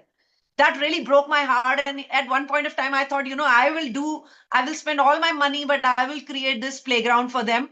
But this playground saw the light of the sun, and our district magistrate was very touched with our efforts and with so much of interest of these children, that today we have number of playgrounds now in Najibabad, even a sports center. And it actually overwhelms me when I see, I'm going back to my journey, and I'm seeing this. It encourages me to do even better. I can't tell you how it overwhelms me. Yes, So you're very passionate about this, and I can see this, and which is amazing to know. Most of the Rotarians that I know, once they decide on a project, that's it. They are really on the case, and you, I have to say, are incredibly, dedicated with the work that you're doing. I have Nilji here. Perhaps he wants to ask a particular question. Nil Kumar, did you have any comments on this incredible work that's being done? Global Namaste, Dr. Hani, and a global Namaste, Dr. Rakhi. Rakhi, you may know or you may not know. You may know or you may not know. Hani is your duplicate here in London.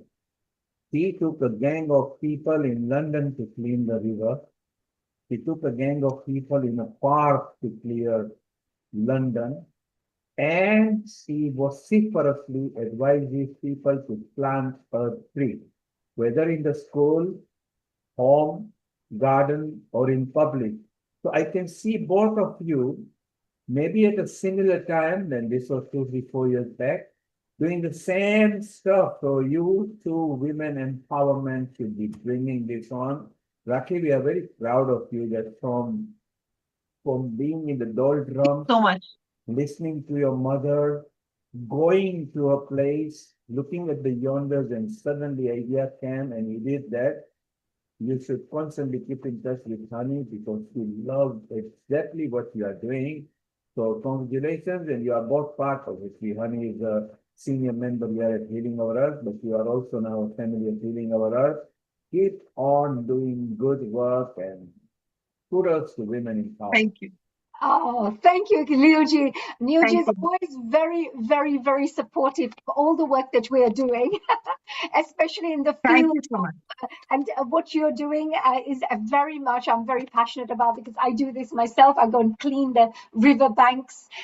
We organize it through Rotary, and we have many Rotary clubs and volunteers coming together.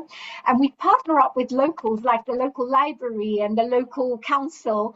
So the local library gives us free tea and biscuits and things, and we meet there and things like that. So we work together. And from there, of course, by the time we leave, we have bags, like we have 100 bags of rubbish that we've cleared up, and the whole place looks spick and span. So I can understand, the great work that you're doing. And when it comes to planting trees, we do the same. So a couple of years ago, with some other partners, we planted 1 million trees.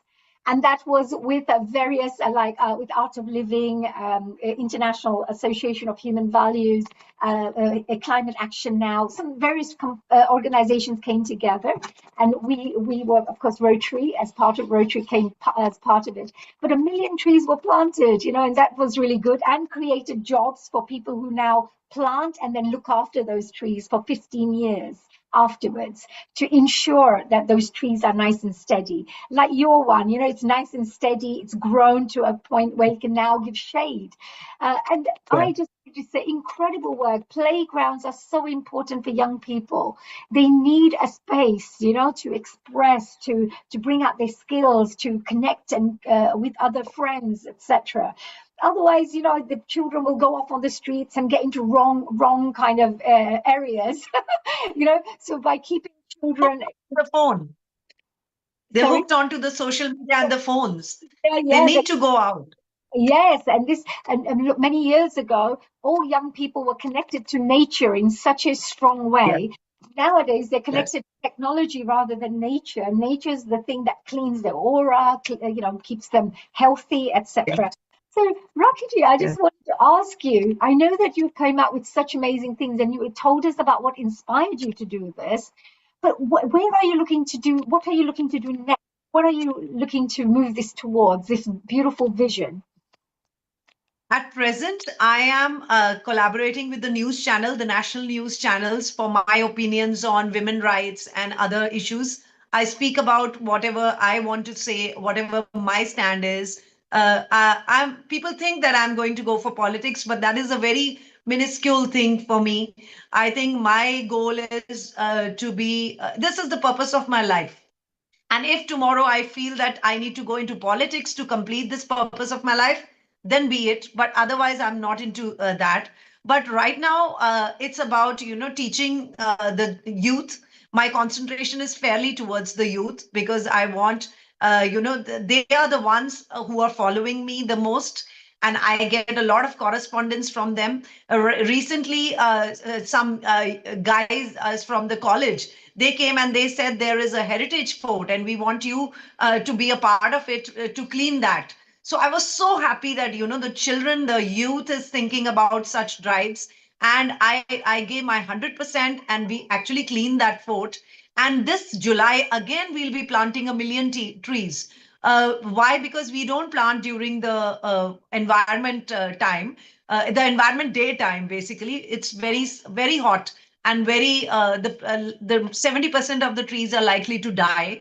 But our months of plantation are July and August, which are going to come. So with the Rotary and with everybody, I will not spare a single soul I know to plant at least 10 trees from their side, be it whatever. So that has been, just keep motivating and just keep going. I don't plan the future. Yes. I'm right now in the present. This is beautiful. This is how all spiritual people who work through their hearts work. Yes.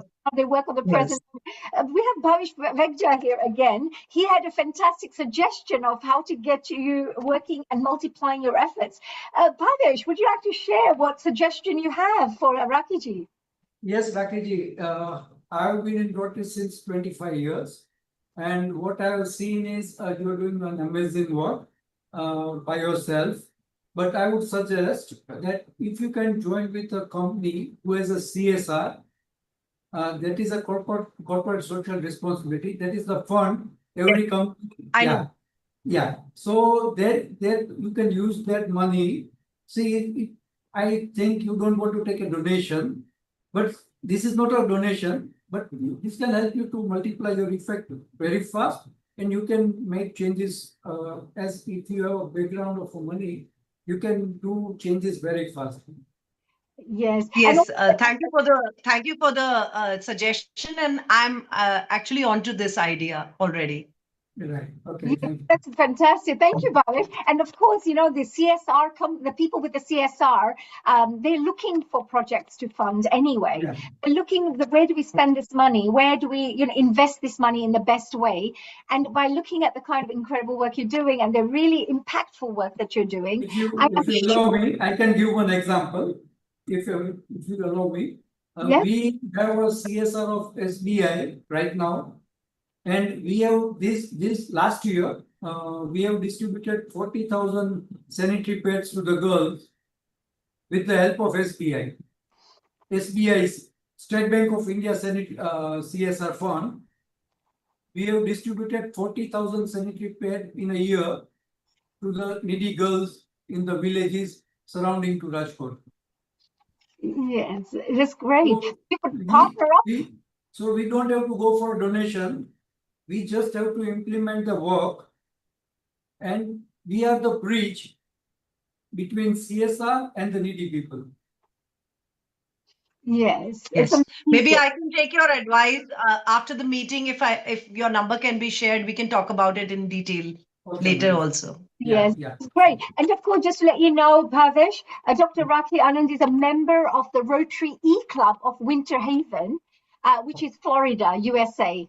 Okay. So although she's based in India, she's part of the E-Club, Rotary E-Club. So I'm sure she can connect with any people around the world through the E-Club, so which is fantastic. So you're amazing there. Also Gifty as well, she's a member of the Rotary Club of Battersea.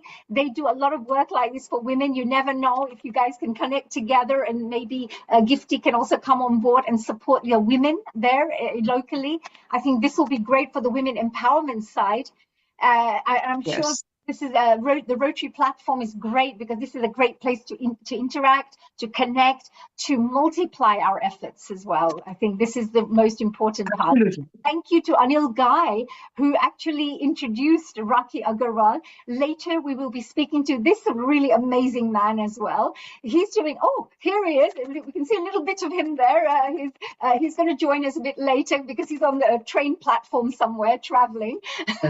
But it's thank you to Anil Ghai. So, Rakhi, we are very shortly moving on to our next guest, Dr. Mukunda. But, you know, I just wanted to say, was there any final messages that you wanted to share? Because we are going from one doctor to another doctor, and you'll find out and hear about the kind of work he's been doing as well very shortly. Is there any final message? I just want to say that we all, in one way or the other, are helping the humanity. And actually, we are not helping anybody else. We are, accomplishing the purpose of our lives, and we are happy with it.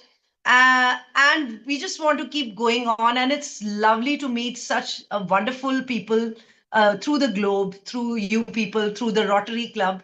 And I'm really glad that I'm connected to you all. Thank you so much. We're looking forward as well to support in whichever way we can, and of course, if there's any help we can, support with, let us know. You've got our details. And Healing Our Earth has a very big group. We've had over 7,500 contributors from around the world in the past. Yes. All specialists in different areas and professionals in their own areas. I'm sure there are people we can connect with who would be connected to your topics. Rakhi, I would like to add a word. Annie, I would like to add a word about Dr. Rakhi. Yes, Global Namaste, Anilji. What amazing friend. Let me tell you, Rakhi's father-in-law is senior to me, and her mother-in-law is also senior to me, and we both are from the same town, a place called Najibabad, a very remote place in district Bijnor. And her ability, Rakhi, you go to this town, ask anybody about Dr. Rakhi, and they will take you to her house. She's so entrepreneurial that I literally grabbed her to work and give her a platform to work, and she jolly well joined. So she's an amazing person. Her husband is a doctor, and she is a very, very fine doctor and a very nice human being. And she has different kind of hobbies also. If you know about her hobbies, you'll be very well see that on the one side she's doing so much work, on the other side she's a doctor, on the other side she's got such nice hobbies. Thank you very much for calling her, and she is really. Thank you. Thank you, honey. Thank you, Anand. Thank you, honey, and everybody on the Zoom. Of course, we're going to now move on to, of course, Dr. Mukunda, and he's another very amazing gentleman. So, hello, Global Namaste, Dr. Mukunda Chitravar. I think you have to unmute yourself. Please, before I introduce Dr. Mukunda, maybe you have a comment about Dr. Rakhi Agarwal, because both of you come from the same profession. Is there any points that you may wish to share before we move on to your presentation and an introduction of yours? I came pretty late, so I only caught up the last few things, but congratulations to her. Her interests are really varied, and I can understand as a medic in India, they're very, very busy. In spite of that, if she's doing all those great things, hats off to her, really. Absolutely. Well, Dr. Agarwal, I just wanted to say thank you very much for joining us here today on Healing Our Earth.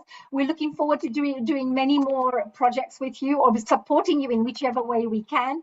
And of course, our best wishes are always there with you. And I'm sure our Healing Our Earth audience members as well from around the world who are tuning in right now.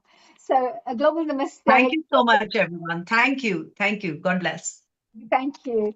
So there was our doctor. Would Rakhi like to stay back, or are you leaving? Yes, please. I'll stay back for a while, but I have to travel. Understood. So I'm just here for this program. Yes, thank you, Dr. Rakhi ji. I'll stay back. Before then, Dr. Mukunda Chidrawar, I'd like to really welcome you onto Healing Our Earth. A global namaste to you. And I want to tell you a little bit about this, a really amazing, a really, I would say, enlightening person. Because service is not just a profession for Dr. Mukunda Chidrawar.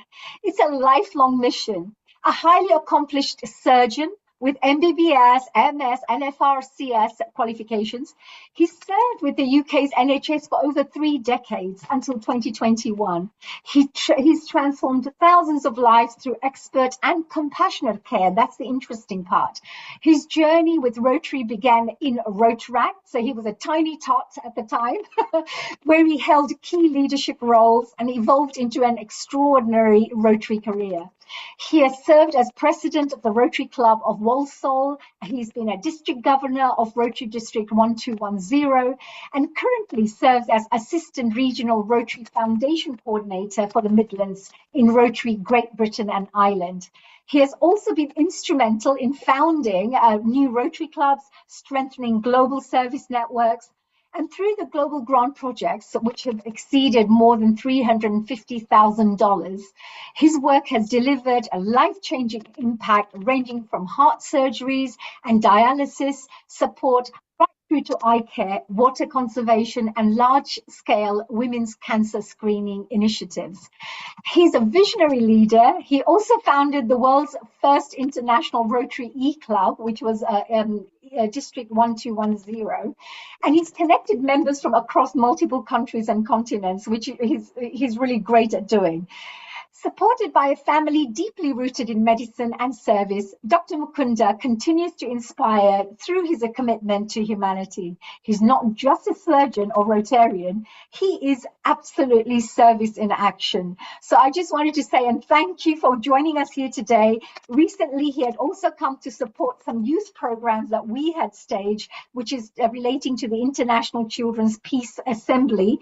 And he was attending the House of Lords event with us where we announced this initiative and where 67 young people were developed as youth leaders. And he was one of our inspiring leaders as one of the people who joined us to support this initiative. So welcome, Dr. Mukunda. Thank you. Thank you so much, Hani, for that profuse introduction. Not sure whether all that was it's very 3 pages, Dr. Mukunda. It humbles me a lot. And so thank you very much for that introduction. And also thank you very much for calling me for this particular event. So can I start my... Yes, now today I just wanted to share that today, our Dr. Mukunda will be sharing some really interesting information on people who may be interested in how the foundation, the Rotary Foundation works and the global grant system. Because there are so many districts and clubs out there who may not be so familiar with the kind of work that's being done through the Rotary Foundation Global Grants. And at the same time, Dr. Mukunda is really at the forefront of ensuring, that people get these kinds of funds. He does inter-district projects, helping and ensuring that large-scale projects take place through this. So please, Dr. Mukunda, please go ahead. It's your platform. Please share whatever information you'd like. Yeah, thank you so much. Thank you.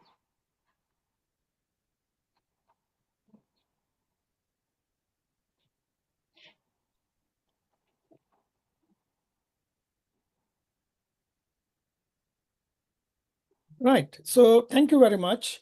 I'll be talking today on transforming lives through Rotary Foundation Global Grants. So before we move forwards, I'm not sure whether we have all Rotarians and we have some Rotarians and some non-Rotarians. I'm presuming that we have at least 1 or 2 non-Rotarians. So it's very important. We have a very big audience out there watching us right now around the world. So I think, Dr. Mukunda, there are many non-Rotarians out there as well. Yeah. So it is very important for us to understand the Rotary, what is Rotary Foundation and what is a global grant, and how we can enable our dreams and realize them in projects. So Rotary's only and one charity is called as the Rotary Foundation. So let me show you how it all started and what's the history of it. it's very fundamental to knowing what Rotary Foundation is. Even many senior Rotarians may have forgotten this, so it will be a refresher for them. So here is something which very interesting, started in 1917. Have a look. Our vision for the Rotary Foundation began 100 years ago. At Rotary's 1917 convention, President Arch Klump proposed an endowment for doing good in the world. His dream expanded the reach of Rotary far beyond the club. A contribution of $26.50 launched our foundation's endowment. A century later, we've spent more than $3 billion on humanitarian efforts worldwide. Every Rotary project anywhere in the world always started out with one person who had an idea. And then they were able to grow and develop that idea by using that powerful network of Rotary to really change the world. We are active, we are effective, we are really alive. Our foundation has always been dedicated to improving lives. The first grant provided aid to disabled children. Today, we are on the verge of ending polio.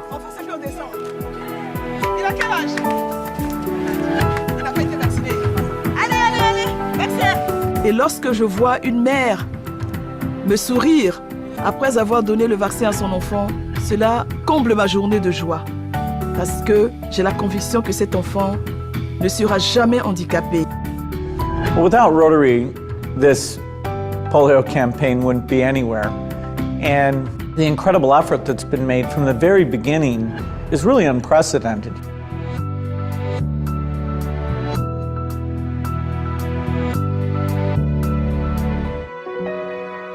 In the wake of a world war, we made a global impact by funding scholarships for international study.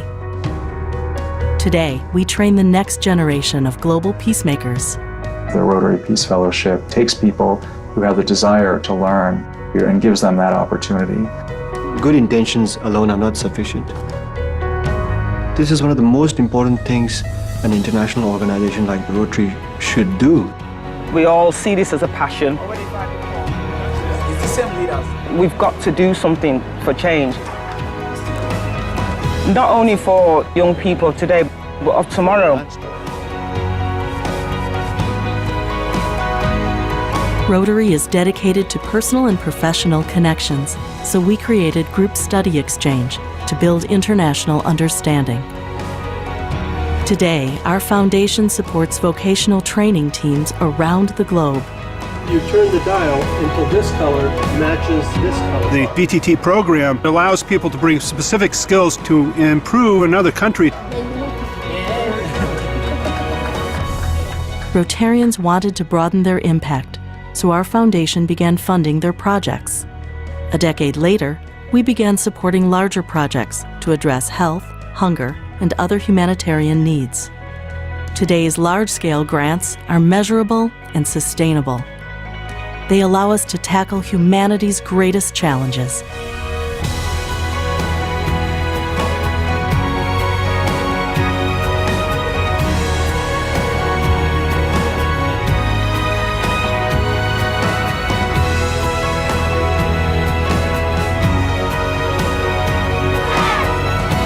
"100 years ago, Arch Klump had a vision. His vision has become our legacy. The Rotary Foundation is a great tool to transform the world. That's what Rotary is all about. Vision to see, faith to believe, and courage to act. The Rotary Foundation. We are doing good in the world. Let's continue for the next 100 years.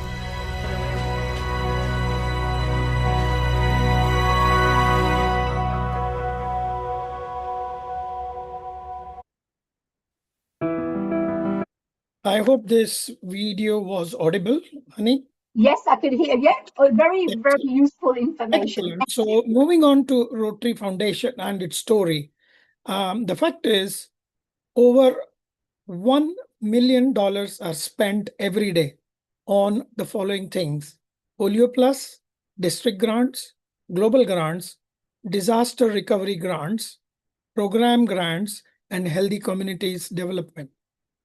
Until now, the foundation, our charity, has spent over $4 billion today. Now, what we're concentrating today is on global grants. And global grant itself can be a big presentation, which is beyond the scope of today. So I will go through only a few important steps to understand what a global grant is. So when we design a global grant, one of the most important thing is defining the needs and applying it. So partner with another club in another country and identify the need. Develop a project plan that includes a budget and management plan. Decide on the area of focus. The area of focus is important, which I'll come to very shortly. We need to complete the needs assessment, which is absolutely vital, and then apply for the grant. So these are the various areas of focus. Rotarians are very well aware of it.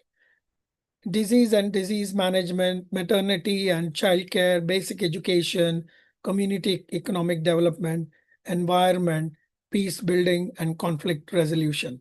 So whenever we design a project, it has to fall in one of these 7 areas of focus. This is just a snapshot of the amount we have spent in 24-25. And as you can see, the biggest is we have spent on disease prevention and management. However, we have spent a lot in other areas also, and a lot of focus will be given on environment as I learn. So to those people who would like to know about global grants and how to do it, download a copy of a guide to global grants. It will tell you all you need to know. If you want to take a picture of that website, you can, or you can contact me or Rotarian Honey and get that website. Right. So before I go on to this slide, did you ever have an idea or a dream that seemed too much out of reach? Through the power of Rotary, often these dreams and ideas can suddenly become real. Yes, our ideas and dreams became a reality through the power of Rotary. These projects are now changing people's lives forever. So one of the first global grants I did was Clear Vision Through Eye Care. This is a global grant project with Rotary Club of Chembur in Mumbai and Rotary Club of Walsall. I'm sure you may have heard about the biggest slum in Mumbai, which is called Dharavi, and some of you may have even seen the film Slumdog Millionaire. We're talking about that slum. Now, one of the main things in that slum is people have to work every day, otherwise they do not have anything to look for next day. And what we have observed is people are working right until their 60s and 70s, and quite a few of them develop cataracts, however, do not have the finances to undergo the surgery and continue the work. So with that in mind, we set up an eye unit to undertake cataract operation in Dharavi. Now, this picture shows examining patients from the slum, and this picture shows the latest phaco-emulsifying machine used for cataract surgery. This project is of $57,000 US. The impact of this project is tremendous. As I said, thousands of people took advantage of this, and they're working within few days.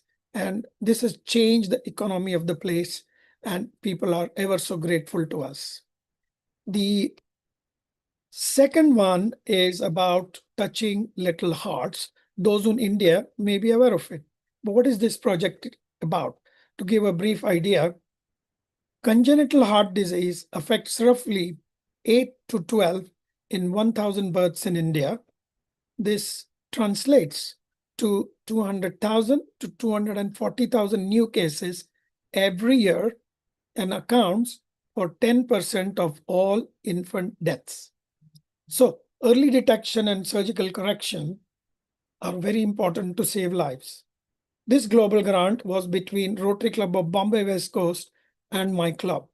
So essentially, the project was of funding the pre-operative, operative, and post-operative 1-year treatment for babies or children to undergo the heart surgery.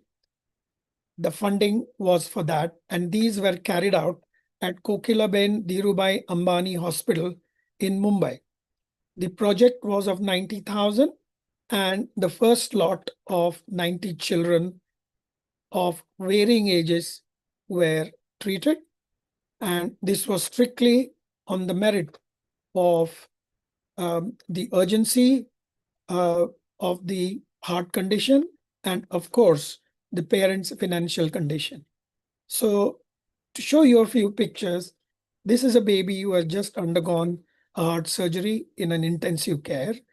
And this is also another baby who has undergone a very complex heart surgery, and the defect is called as Fallot's tetralogy, which we don't need to go too much into detail, but the idea is it's a very difficult operation, and this baby has survived.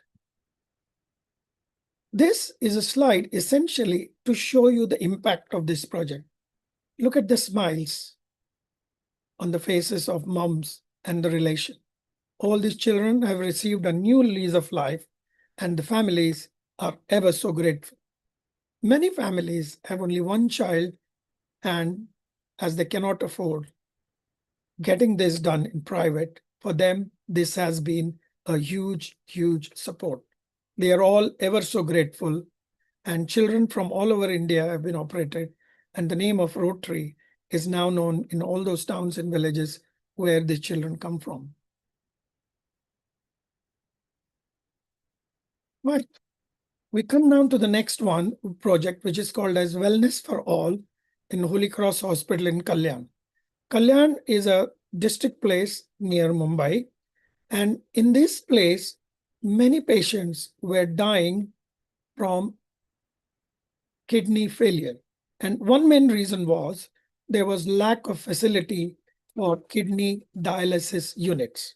So with that aim in mind, Rotary Club of Thane West and my club, we designed a project to set up a renal unit in Holy Cross Hospital, which is a 5-bedded unit with hemodialysis machines. And here is the unit which has been set up. And here you can see renal dialysis in action. Almost all these projects, I have gone myself and seen the impact.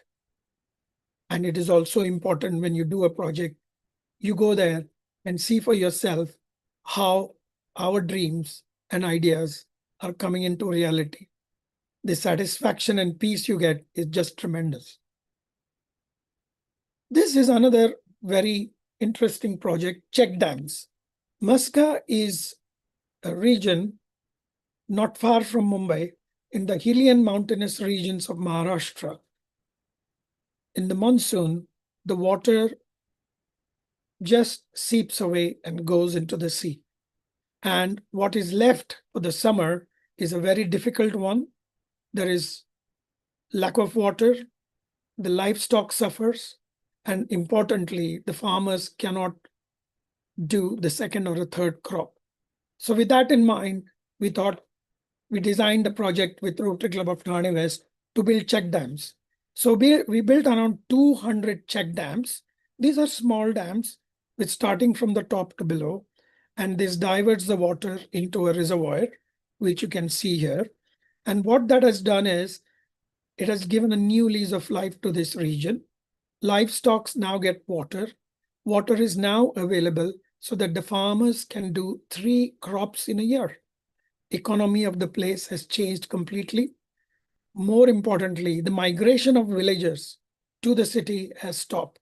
And you can see now, even in summer, you can see the greenery. That's the direct impact of this project. This is a very important project, which is quite close to my heart. And many people ask me, how do you design this project? So how do you know these needs? And one of the ways that I've found it is to attend as many Rotary international conventions and Rotary events as possible. Whenever I go to these conventions, I meet Rotarians from different parts of the world, and we connect and we understand what are their problems, what are their needs. And then we sit down and see if there is a possibility that we could do something. One of the international assemblies, I met a Rotarian, Swati Harkal, from Hawaii, and I quickly understood from her that in her area, women were dying of breast, cervical, and oral cancers, and these were the leading causes of death. And one of the main reasons was it's a poor region. Women are mostly not educated and do not come forward to express their symptoms.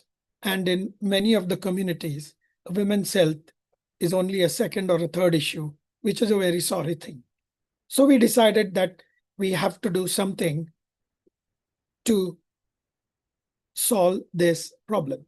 So we designed a project called Women's Cancer Screening on Wheels, which is essentially a bus, and that bus was called as Asha Express. Asha in the local language means hope. It's a Hope Express, and this project was inaugurated on 9th of May 2024. Here is a women's cancer screening on wheels. You can see the bus nicely decorated with marigold flowers, ready for inauguration. This slide shows I'm offering a coconut. And offering of coconut is a symbol of divine blessings whenever we start a new venture. Also in India, when we do inaugurations, we always light a diva, is inviting divine blessings. This is the first compartment of the bus. As I said, there are 3 compartments. The first compartment is breast screening. This is a Brasto Pro machine. The second is a pap smear for cervical cancer. And this is a colposcope cervical cancer screening machine. The third compartment is the oral cancer screening unit. The fourth compartment I've not shown, but it's essentially women's education and empowerment. These buses go to the villages, and before they go 1 week, they send lady health visitors to explain to the women that the bus is coming and what is the importance of getting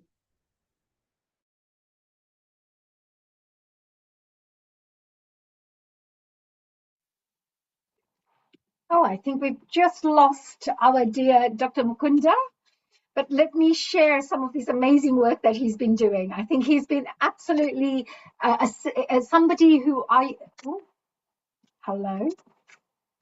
It's fine, honey. You are on. Hi. You're going to Rtn Lal, but carry on. And sure, I think Dr. Mukunda. Yes, actually, honey, the presentation was quite nice, very deliberate. I love where in his own methodical way, he was explaining, translating things, which is very useful. And throughout the day, honey, yes, all the guests that you brought and everybody, including Gifty, who is here, he's been here right from the start. Isn't it amazing that in different countries, they've got different effects and different Rotary inputs? Absolutely, absolutely. It's really interesting because I would say, like humanitarian service is similar everywhere, because if you look at every country from Ghana to India to UK to Florida, we're talking about all these different Rotarians who come from different clubs from around the world. Everyone has these seven focus areas that they're working towards. Anything that touches those 7 areas, and of course, almost everything goes under each one of those 7 areas. And of course, us as well, healing our earth, we're into education. We educate people around the world. And this is one of the things Rotary does. It raises awareness, it educates people, and it offers lifelong skills and information and knowledge to people. So we are doing a lot of the things that the Rotarians would do as well. I believe that Dr. Mukunda's back, and I need to let him know that we've got about 5 more minutes left before we have our wonderful in-house Rotarian Lal Goel joining us very shortly. Dr. Mukunda, welcome back. Welcome back. I don't know what happened, but I lost connection. Can you hear me now? Yes, we can. We can. Actually, Okay. we're coming to the last 5 minutes of our discussion. Was there a few things that you may want to show so that we move forward to our next guest or our next host? Yeah. Can you see my presentation? We can. Asha Express in action. Yeah. So I was at this slide, the last one, and then this shows the Asha Express in action. Would you like to enlarge it so that the whole screen is being used? Yeah. Can you see me now? Yes. Yeah. So do I have another 4 or 5 minutes? Yes, you do. Yes. Okay. So this is Asha Express in action in a village, where the bus is going to all the villages for screening, and the early detected cases are being operated in Krishna Medical College. So the impact has been tremendous. 438 camps, 350,000 women screened, 612 cancer detected, and they are operated at Krishna Medical College.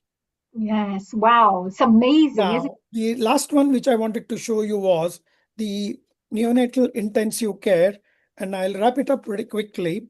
In the district of Karad, the district hospital did not have a neonatal intensive care unit. So we designed a project with Rotary Club of Y to create a neonatal intensive care unit, which is now saving many, many lives. So the heart-touching moment I would like to say, 2 days before the opening of this unit, there was a baby, 500 grams, who wanted treatment, and they called us and we said, do not wait for inauguration, just admit the baby, and the baby's life was saved. And another interesting moment was quadruplets born in August of 2025, all 4 survived and they're healthy. And this is just a quick video clip to show you the unit. Can you hear me? Can you hear the sound? We can hear the sound, that's right. So this is a joint project, Rotary Club of Y and Rotary Club of Wellbeing International, and 6 districts in GBI have participated in this project. Right. You can see the ultra-modern intensive care unit. What is most important about this project is it was approved by Rotary International in just 19 days, 19 days, and the project, $57,000 US, was completed in just under 3 months. Wow. Completed in just under 3 months, and you can see the unit in operation. I will move to the next slide because you have just about seen this. Yes, no, that's amazing. Yes. Right. So the impact is 1,427 newborns treated, and we have a 94% survival rate. So brilliant. To finish up, more than 100 years ago, our Rotary International President, Arch Klum, had a vision, and his vision has become our legacy. The Rotary Foundation is a great tool to transform lives in the world. That's what Rotary is all about.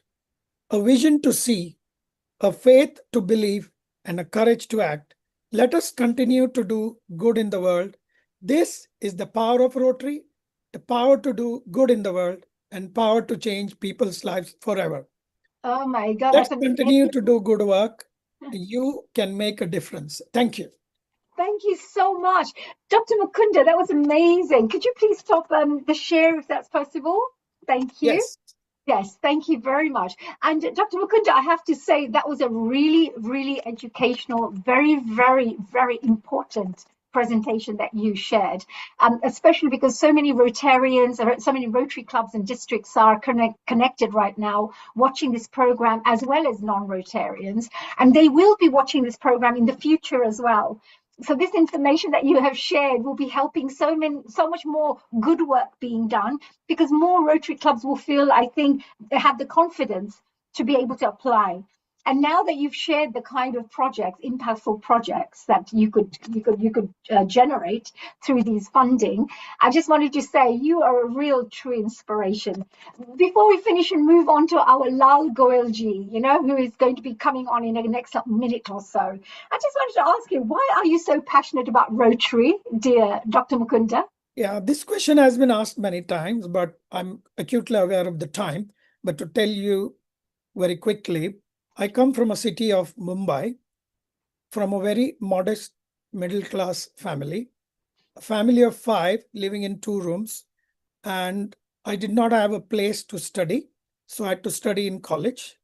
I could not afford books for the study of medicine, and in the early 70s, late 70s, these books were very, very expensive. I always wanted to become a surgeon. However, with lack of proper things, it's not possible to be in that fierce competition. So Rotary came in my life during my first year of med school and gave me scholarship for the entire course of medical graduation. Wow. I landed up in the first 3 in the university and then became a surgeon. So whatever I'm today professionally is because of Rotary. So I'm a living story of how Rotary changes people's lives and how I am trying to change others' lives. That is the passion. Wow. So Rotary actually funded your studies for you to become a surgeon. And because of that, you're transforming so many people's lives at this moment. It's only a small way of repaying back, but the Rotary has done too much for me, which is difficult to express in words. I'm simply, but I'd say there's one thing that God always teaches us, or the universe always teaches us, and it's that's to be appreciative and to appreciate and to also count our blessings. So, Dr. Mukunda, I can see that you yourself, as you're transforming lives of others, you're also thankful for how Rotary has transformed your life, and I feel that's a really beautiful thing to share. Dr. Mukunda, thank you very much for joining us here today on Healing Our Earth. I hope that you'll continue doing the great work that you're doing and come back to us again in the future and share more knowledge. Thank you. Thank you. Thank you very much. From now, we're moving on. After seeing all these wonderful Rotarians, we're going off to meet another amazing Rotarian. And I'd like to introduce to you our wonderful Rotarian Lal Goel, who is the founder and charter president of the Rotary Club of Organ Donations International. He's a chairman of the Organ Donation India Foundation and Gyan, and a passionate champion of organ donation awareness and education. Through his visionary leadership, he has inspired countless individuals to support the life-saving cause of organ donations. He's also been a valued supporter and host of our Healing Our Earth, a global online platform, regularly inviting Rotarians from around the world to share their impactful service projects and inspiring others. So we're delighted to have him here with us today for the next hour or so. Please join me in giving a warm welcome and a global namaste to our dear Rotarian Lal Goel ji. How are you, Lalji? Global Namaste, Rotarian Haniji. I came to know now you are also a Rotarian because you never write a Rotarian. Because I feel myself proud to be a Rotarian, and that's why. And today, before I will start today's talk, I would like to inform the entire Rotary community across the world that the district 3141, which is a Mumbai district which I belongs to, has transferred over $10 million to Rotary Foundation. This is the biggest and the highest TRF donation in the world, the entire Rotary world. All the districts, all the clubs in the world have not touched this figure. Last year also the 3141 was the leader with about $6 million. We have already touched $10 million. and 2 days left. And the hope is that we may contribute about $11 million so that all the Rotary projects all over the world can take place, because the money is the key factor, which our Rotary district RID 3141 has done. So hats off to the district which I belongs. And now, as you said, and when I came to know that you are a Rotarian, I was surprised. I never thought that you are a Rotarian. I'm a district chair as well for the environment committee. So I've been doing a lot of international work. I'm coming to the end of my 3 years, of course, service, and I'll be moving on to. And you are also a doctor. Yes. Okay, so Dr. Honey, I always say when you see today, if you see my dress, I am putting the badge also of Rotary. It's a charter president thing. My backdrop is also Rotary Club, because I feel proud to be a Rotarian. Okay, yes. I say that if I am not proud, then I should not be a Rotarian. That is my first criteria. Okay, now coming to the today's topic, which is very, very interesting and important, that Rotary in action. Yes. And I know that you yourself have always been Rotary in action, especially in the organ donation side. So many people have been educated in this, topic. You've also ensured so many people have had organs as well to help change their lives. So I just wanted to congratulate you as well, Dr. Goelji, that you are. No, I'm not a doctor, but you are a doctor. But yes, I am a Rotarian. So thank you very much. And now I think I must start, because otherwise the time will be short. Absolutely. Okay. Oh, yeah. Thank you very much for inviting me. And first of all, I would like to thank Mr. Neil Kumar and the entire team of Healing Our Earth. And you, Rotarian Dr. Honey, for giving me opportunity to address the distinguished gathering today. So distinguished Rotarians, dear friends, and fellow advocates of life. Namaskar, good evening, and welcome.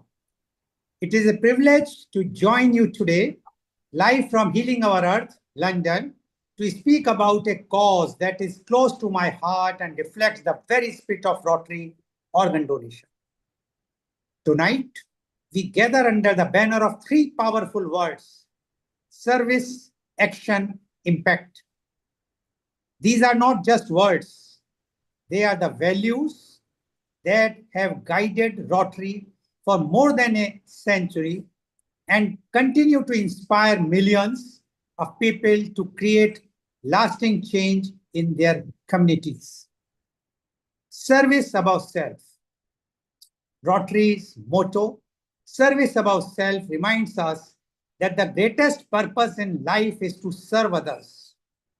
Mahatma Gandhi beautifully said, the best way to find yourself is to lose yourself in the service of others.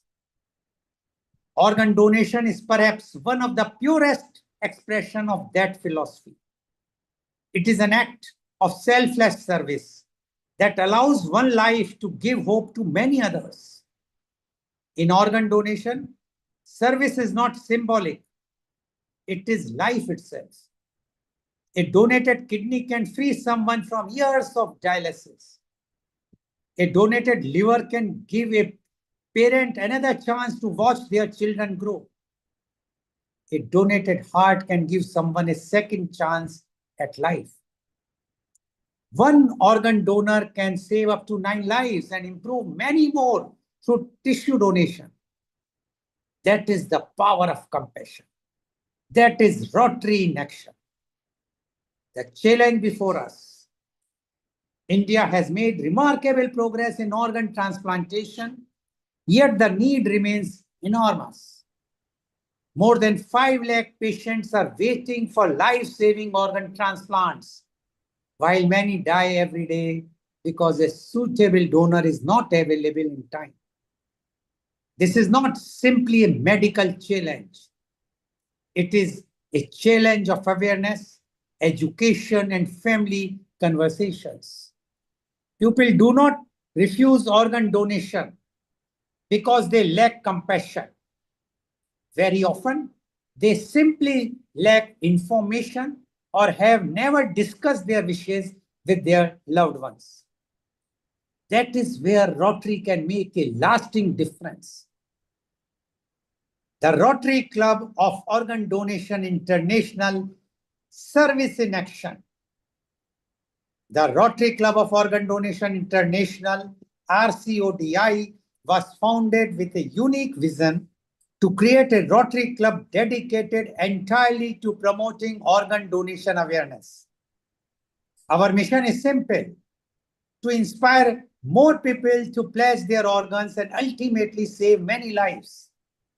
Through our weekly online meetings and educational programs, live streamed on Gyan, we have connected thousands of people with transplant specialists, donor families, recipients, healthcare professionals, and Rotary leaders. We have organized awareness programs at schools, colleges, universities, Rotary clubs, government institutions, the armed forces, CISF, NDRF, Indian Army, Indian Navy, hospitals, and community organizations across India, including Coast Guard. We also publish New Step, a magazine dedicated to healthy living and organ donation awareness. On 2nd July, we will launch the Organ Donation Warriors program, a nationwide initiative to train volunteers to become ambassadors for organ donation in their own communities. And that this program is entirely free of cost. Our vision is to ensure that every family in India has the opportunity to learn about organ donation and make an informed decision. Rotary's power to create change. Rotary has shown the world what dedicated volunteers can achieve. Together, Rotarians have helped bring the world to the brink of eradicating polio and have transformed countless lives through humanitarian service. The same spirit of service can help build a stronger culture of organ donation awareness. Every Rotary club can organize awareness programs. Every Rotarian can inspire families to have this important conversation. Every conversation has the potential to save lives. As Winston Churchill wisely said, we make a living by what we get, but we make a life by what we give. Organ donation is perhaps the greatest gift a person can leave behind, a gift that continues to save lives long after our own journey has ended. A call to action. Today, I invite each one of you to take 3 simple steps. First, pledge your organs and discuss your decision with your family. Second, encourage your friends and community members to do the same. Third, become an organ donation warrior by spreading awareness wherever you live and serve. Remember, before an organ can save a life, awareness must change a mind. And in the last, I would like to say, let me leave you with one final thought. Somewhere today, a child is waiting for a liver. A mother is waiting for a kidney. A father is waiting for a heart. We may never know their names, but through our actions, we can become part of their story. Helen Keller once said, and I quote, "Alone we can do so little. Together we can do so much." That is exactly what Rotary represents. When people unite in service, they create hope, transform communities, and save lives. Together, let us transform awareness into action, action into hope, and hope into life. That is Rotary in action. That is service above self. That is the gift of life. Thank you and Jai Hind. So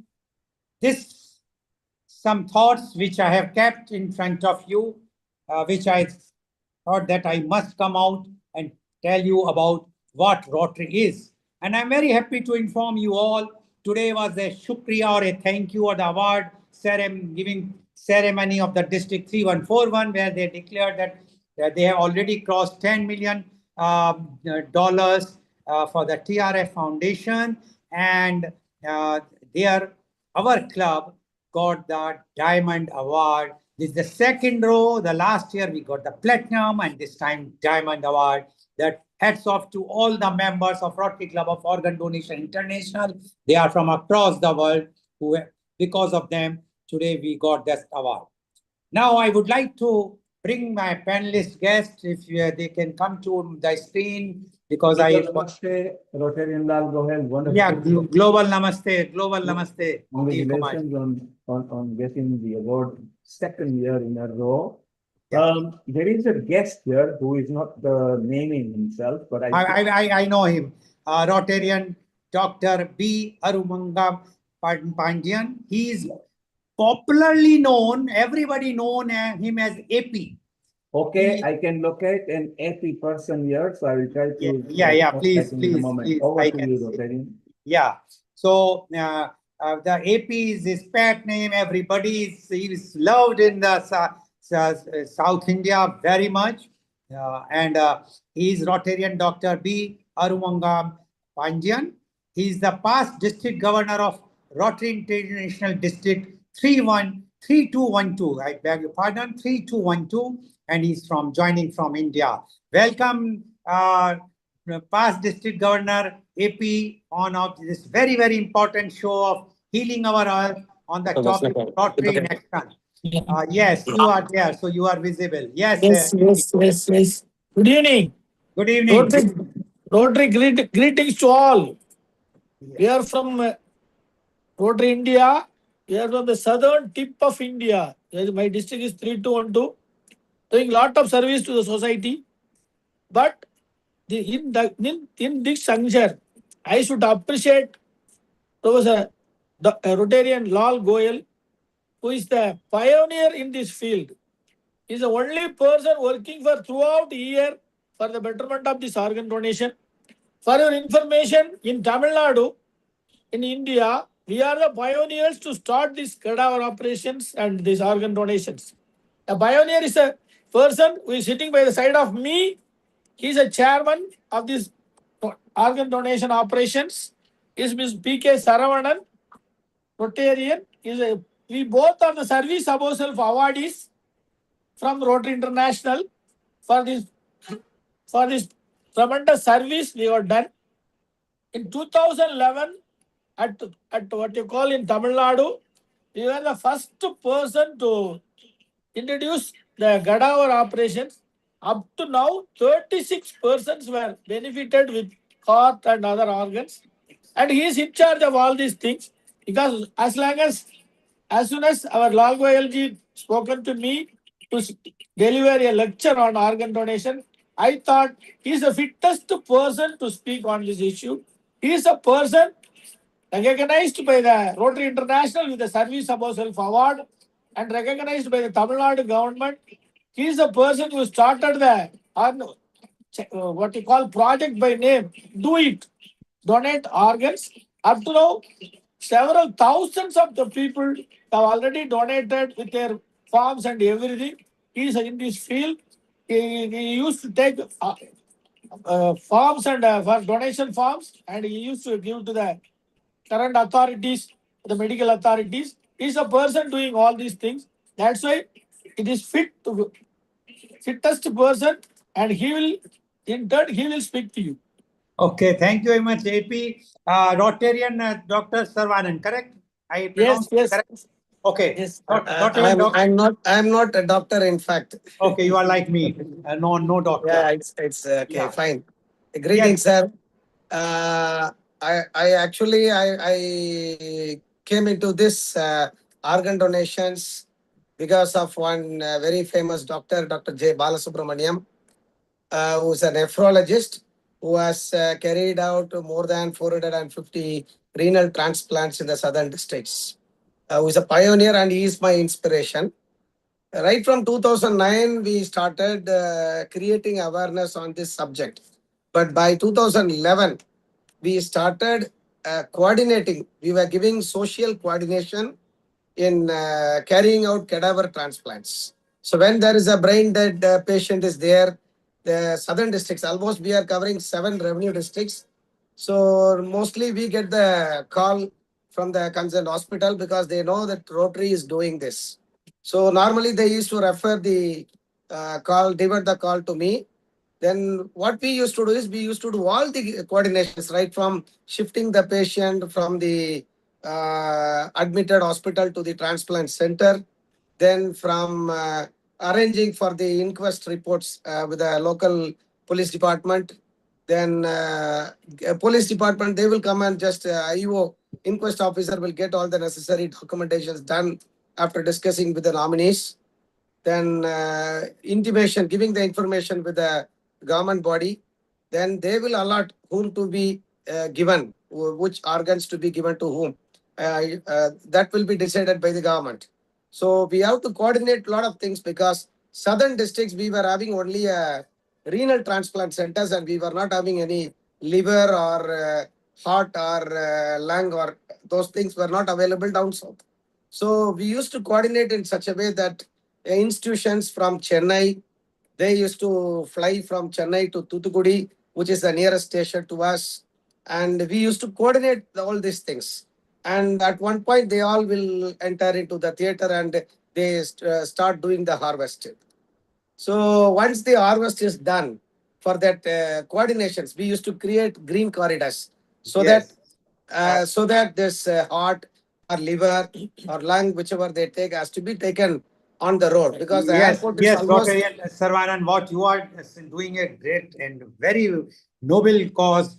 You are doing the job. The only thing is, although the Tamil Nadu is #1 as far as the brain death transplant is concerned in India, Maharashtra is following, but still the Tamil Nadu is leading. Only problem is the infrastructure which is not there. Like you have said that in your area, only renal transplant is doing.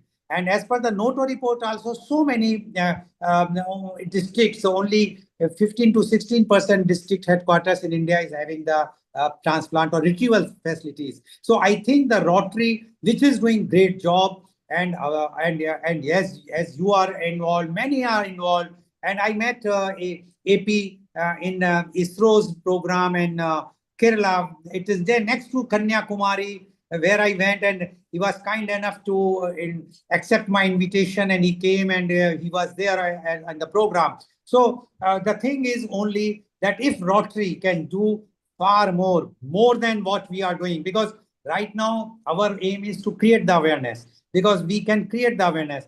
There are few Rotarians who are doing the groundwork like you are doing. Many others are also doing, but still miles to go. So many people are dying every day for want of organs, and that is possible if it is done on a very, very major scale.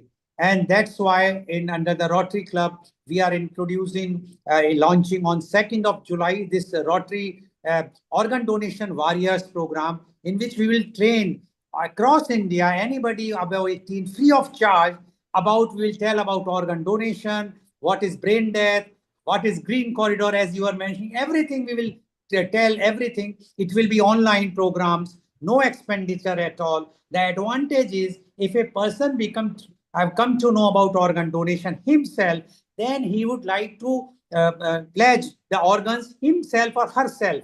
Right now, what we are approach is our government approach is to pressurize someone or tell that you please fill up the form.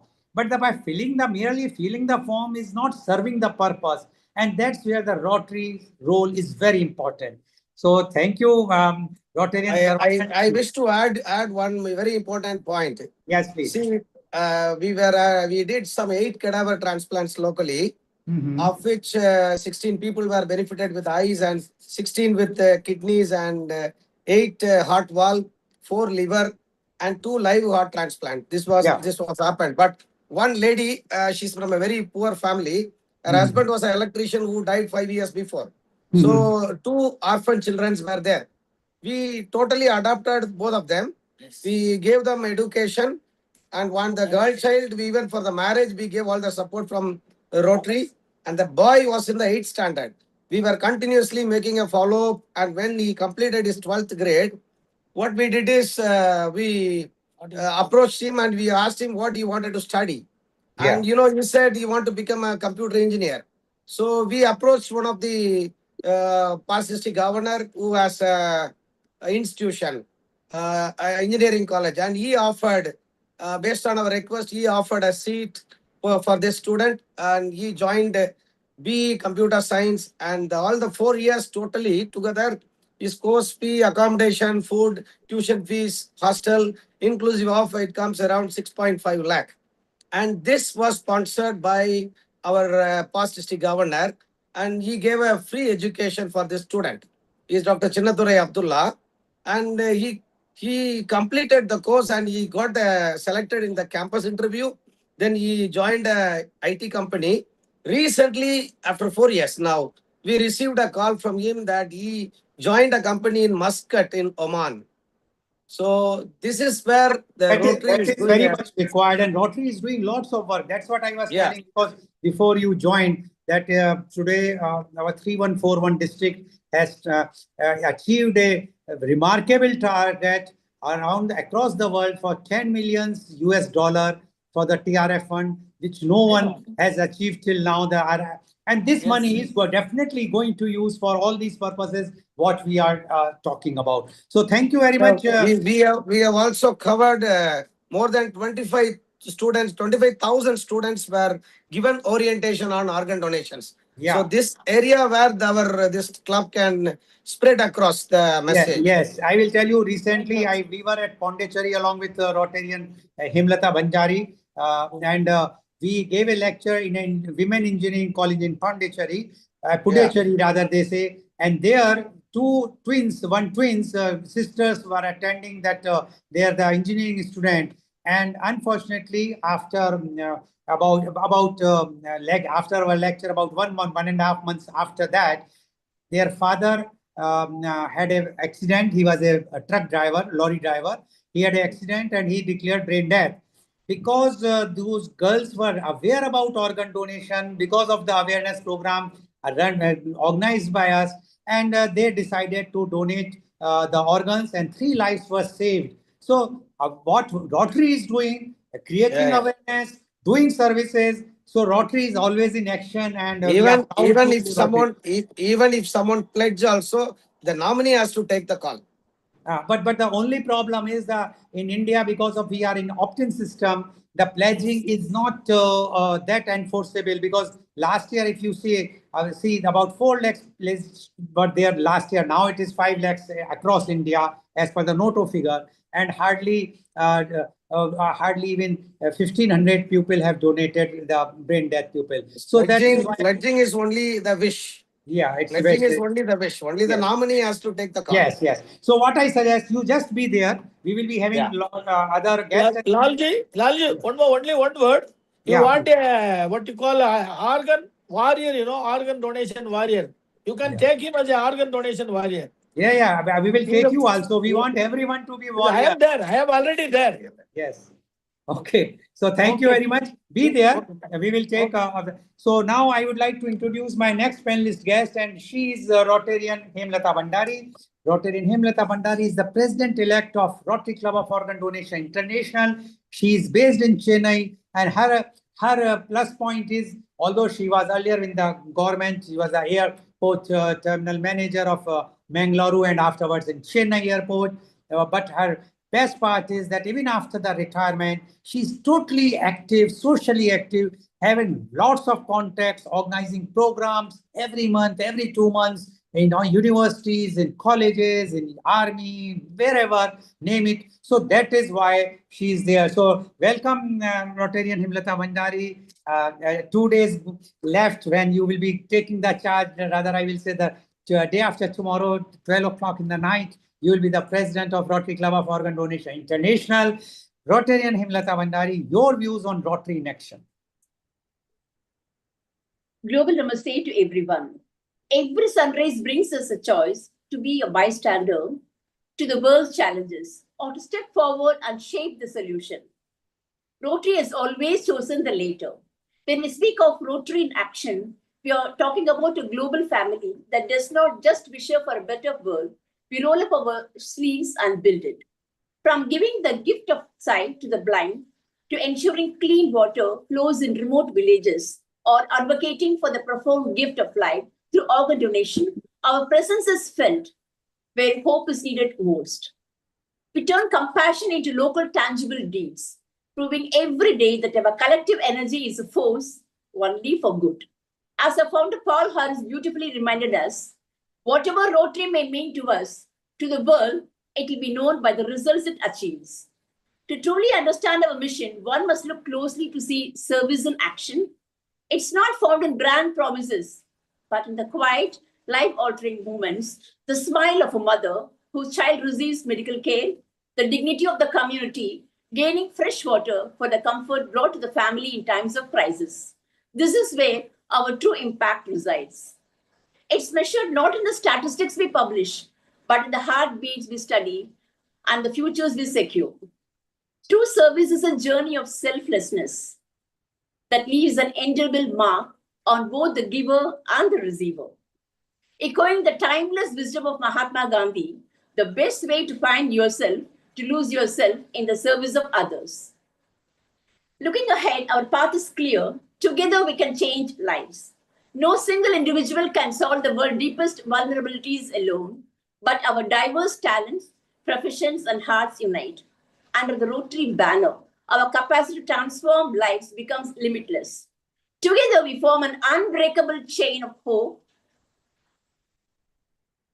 after our communities, out of despair and giving them the wings to thrive. Let us renew our pledge to act, to serve, and to impact, drawing inspiration from the words of Mother Teresa. I can do things you cannot. You can do things I cannot. Together we can do great things. The Rotary Club of Organ Donation International stands as a shining beacon of service in action, bringing compassion leaders together under a unified life-saving mission. Driven by the profound belief that together we can change lives, this unique global fellowship transforms awareness into tangible action and impact by breaking culture stigmas, dispelling myths, and inspiring thousands to pledge the ultimate gift of life. Through high-impact grassroots campaigns, seamless institutional partnerships, and creative community outreach, the club's dedicated members step forward as a true people of action. By bridging the critical gap between organ scarcity and medical need, they do not just educate, they actively rewrite the futures of countless families, proving that a single collective commitment today creates an enduring legacy of hope and survival for tomorrow. I've written about the organ donation, the gift of life, and Rotary with the starting letters as healing the earth. Hope reawakens in the darkest of nights. Every selfless gift restores our fading lights. A legacy of love that breathes a second chance, leaving grief behind to join life's vibrant dance. Illuminating worlds where shadows used to stay, new tomorrow dawns, chasing the pain away. Giving from the heart, a bond that truly bonds. Through the noble grace of Rotary Alliance, hearts begin to beat with rhythmic, joyful sound. Endless lines of care where miracles are found. Every single pledge, a seed of life we sow. Answering the call to let the future grow. Rescuing a soul, a touch of pure rebirth. Together, hands in hands, we are healing all the earth. Heavenly compassion walking on this earth. My deepest gratitude to Mr. Lal Goel Ji and Healing the Earth members for this profound opportunity to share the life-saving mission of Rotary Club of Organ Donation International. Together, we are not just sparkling this conversation. We are planting the seeds of hope and giving the ultimate gift of life. Thank you so much for giving me this opportunity. Thank you once again. Thank you very much, Rotarian Hemlata Bhandari ji, for giving your views and a beautiful poem which you have made. I'm sure Mr. Anil Ghai will be very happy because he have created a poem on the healing of our earth. So, but one point which our earlier participant, the guest speaker mentioned about the work which is required, is so much work is required. And I'm sure that Rotarians like you and all across the world, with so many Rotarians, if they all decide to do something, they can do, and which is evident how much work Rotary clubs are doing across the world. The example is the eradication of polio, which was one time dreaded disease, and today we are proud that at least it is not there in many countries, except 2 countries in the world, that is Afghanistan and Pakistan. Very few cases, about below 100. Otherwise, everywhere it has been eradicated with the help of Rotary International, which they are doing it. So thank you very much. You be there. We will be talking afterwards. Also, now I would like to introduce my last but not the least guest, and he is Rotarian Harshvardhan. Rotarian Harshvardhan Singh is himself is a kidney recipient. He is the chairman of Rotary International District 3056 for organ donation for year 26-27. That is starting after exactly few hours now, because it will be a day after tomorrow, 12 o'clock in the night. He will become the chairman of the organ donation of the entire district. And he won the medals, several medals in the World Transplant Games or the National Games. He is based in Jaipur. And the beauty of Rotarian Harshvardhan is that he is always 24/7 ready, if anything, for the organ donation. And today also he is attending a camp in Faridabad, organized by Organ India, to be trained for the next year World Transplant Games. And that is his dedication for this cause. So being a Rotarian, and now you are going to hold a very important post as a Rotary Avenue districts of for organ donation, Rotarian Harshvardhan. And you have heard what our earlier panelist, past district governor, AP, and Rotarian, other Rotarians have mentioned. What you think about Rotary as a whole, and what the Rotary is doing for as a social work or in action, and what about specifically for the organ donation? Rotarian Harshvardhan Singh, please. Thank you, Mr. Lal. It is a great honor for me to be part of this session. So, organ donation is very close to my heart because it changed my life. My mother donated me his kidney, and I'll say she gave me a second birth. Because of her love and sacrifice, I received a second chance of life. Today, I'm healthy, active, and serving society through Rotary and other social organizations. Even till 2017, I don't know anything about organ donation. When I had my transplant, I'm the Rotarian since 2013. After 2017, I've started researching on organ donation, and I found a platform to create awareness in the society on a mass scale. As we all know, every day thousands of our people are waiting for an organ transplant, and many patients lose their lives because organs are not available. The biggest problem is lack of awareness only. There is where we can make a big difference through Rotary. Rotary members are present in almost every cities, countries around the world. We have a strong network and the power to reach society.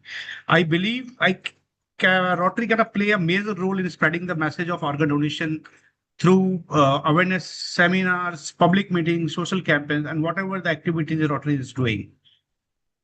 I think when every Rotary member take one small step, together we can create a big impact. We can just imagine when a blind person can see again, a child receive a healthy heart, or a kidney patient get a new life. I believe this is a true spirit of humanity, which every Rotarian wants to do, being a Rotarian. I sincerely thanks to Mr. Lal Goel for his outstanding leadership. You are the inspiration for me also, that I'm connected with this cause from a long time. So that's it. I'm here. Lots of people are there who are working for organ donation from long time, and I'm pleased to be a part of your organ donation warrior program. And I'm sure we'll definitely do a great impact. So, like you said, I have participated in transplant games. So what I think, if transplant game is one of the best way to spread awareness about organ donation. every athlete, either a living donor, organ recipient, is a living example that organ donation and transplantation gives people second chance to live a healthy, active, and successful life. When transplant recipient participates in and win medals, they inspire other patients waiting list on for transplant, or encourage the families to support organ donation also. Either it's a cadaver or a living donation. These are different things. But like I've seen so many cases that in the families, people don't want to donate to his close family members. So when they meet us, they definitely inspire from us that after transplant you are doing very good things. You are reaching, you are representing country from internationally. So they motivate from us. So through these games, we send a powerful message. The organ donation give a life, hope, and a future, I think. So that's it, Mr. Lal. Thank you very much, Rotarian Harshvardhan Singh. I know that you are quite busy under the training at Faridabad, but still you have given time, and you have given time because I came back from Jaipur yesterday only, and day 4 yesterday, they all met me in Jaipur, about 6 or 8 Rotarians, and they want to sign a sister club agreement with us so that more and more awareness can be created, so Rotarians can do wonders. When we started our club 2.5 years back, with 30 charter members, and today we are touching almost 100 members in 2.5 years, while the Rotary membership across the world is going down. But in India, we are fortunate that India is giving more and more Rotarians, creating more and more members, because we believe that the Rotary can do changes, and the Rotary is really doing lots of action in India, and I'm sure that we can change the entire world. Now I can see AP, our PDG AP is there. AP, you have done so much work, and you have been loved by everybody across in your southern area. Can you just tell us that the time when you have become the district governor, that is somewhere in 2011 or 12, and today we are talking of 26, 27 is now starting the Rotary year 26, 27. What are the changes which you feel has come in Rotary from that time to this time? Is Rotary become more active, or is it the same Rotary what you have left 15 years back? Lalji, hello? Yes, we can hear you. We have improved a lot, I can say, in all the field, in the educational field, the medical field, helping the people. Even we are doing now major projects, several crores. Even recently we gave a mission to the Ganga Hospital worth of 4.5 crore, a single mission. We are doing a lot of service to the society. Rotary is improved like anything in India. So to say, what you call in India only, Rotary is growing like anything. We are doing a lot of service. For your information, 10% of the MLAs, that is Legislative Assembly member, and 5% of the ministers are from Rotary in Tamil Nadu. Recently, yes, we got 11 ministers from Rotarian, and 10% of the Rotarians are MLAs. That's why we have not only in Tamil Nadu, throughout India, we are looking forward, and we are doing tremendous service to the society. Like you, people like you, dedicated Rotarians like you, Goelji, you are doing the organ donation. Like that, each person is doing one field. And even in the dialysis unit, nearly more than 10,000 dialysis units we have given in Tamil Nadu only. Recently, several years, Madam is there in Chennai for given 250 dialysis machine to Chennai Corporation, Chennai City Corporation. Like that, Rotary is doing tremendously well, helping the people like anything. Yeah, so nice, and this is the reality. That is what the Rotary in action, because what Rotary is doing, it's growing in India day by day. More and more people who are joining Rotary, they feel that yes, this is a place where they can rely, because they mean action, they mean reliability, and the motto service above self is really applicable on Rotary organizations, Rotary internationals, Rotary clubs across the world, but mainly in India. And I will tell you one thing, that whenever anyone goes, if you are wearing a lapel pin of Rotary, it gives a tremendous difference. Not this time, but the other time I was in Jaipur, I was wearing the lapel pin, and when I was flying back to Mumbai, the flight got cancelled, and people were very much agitated.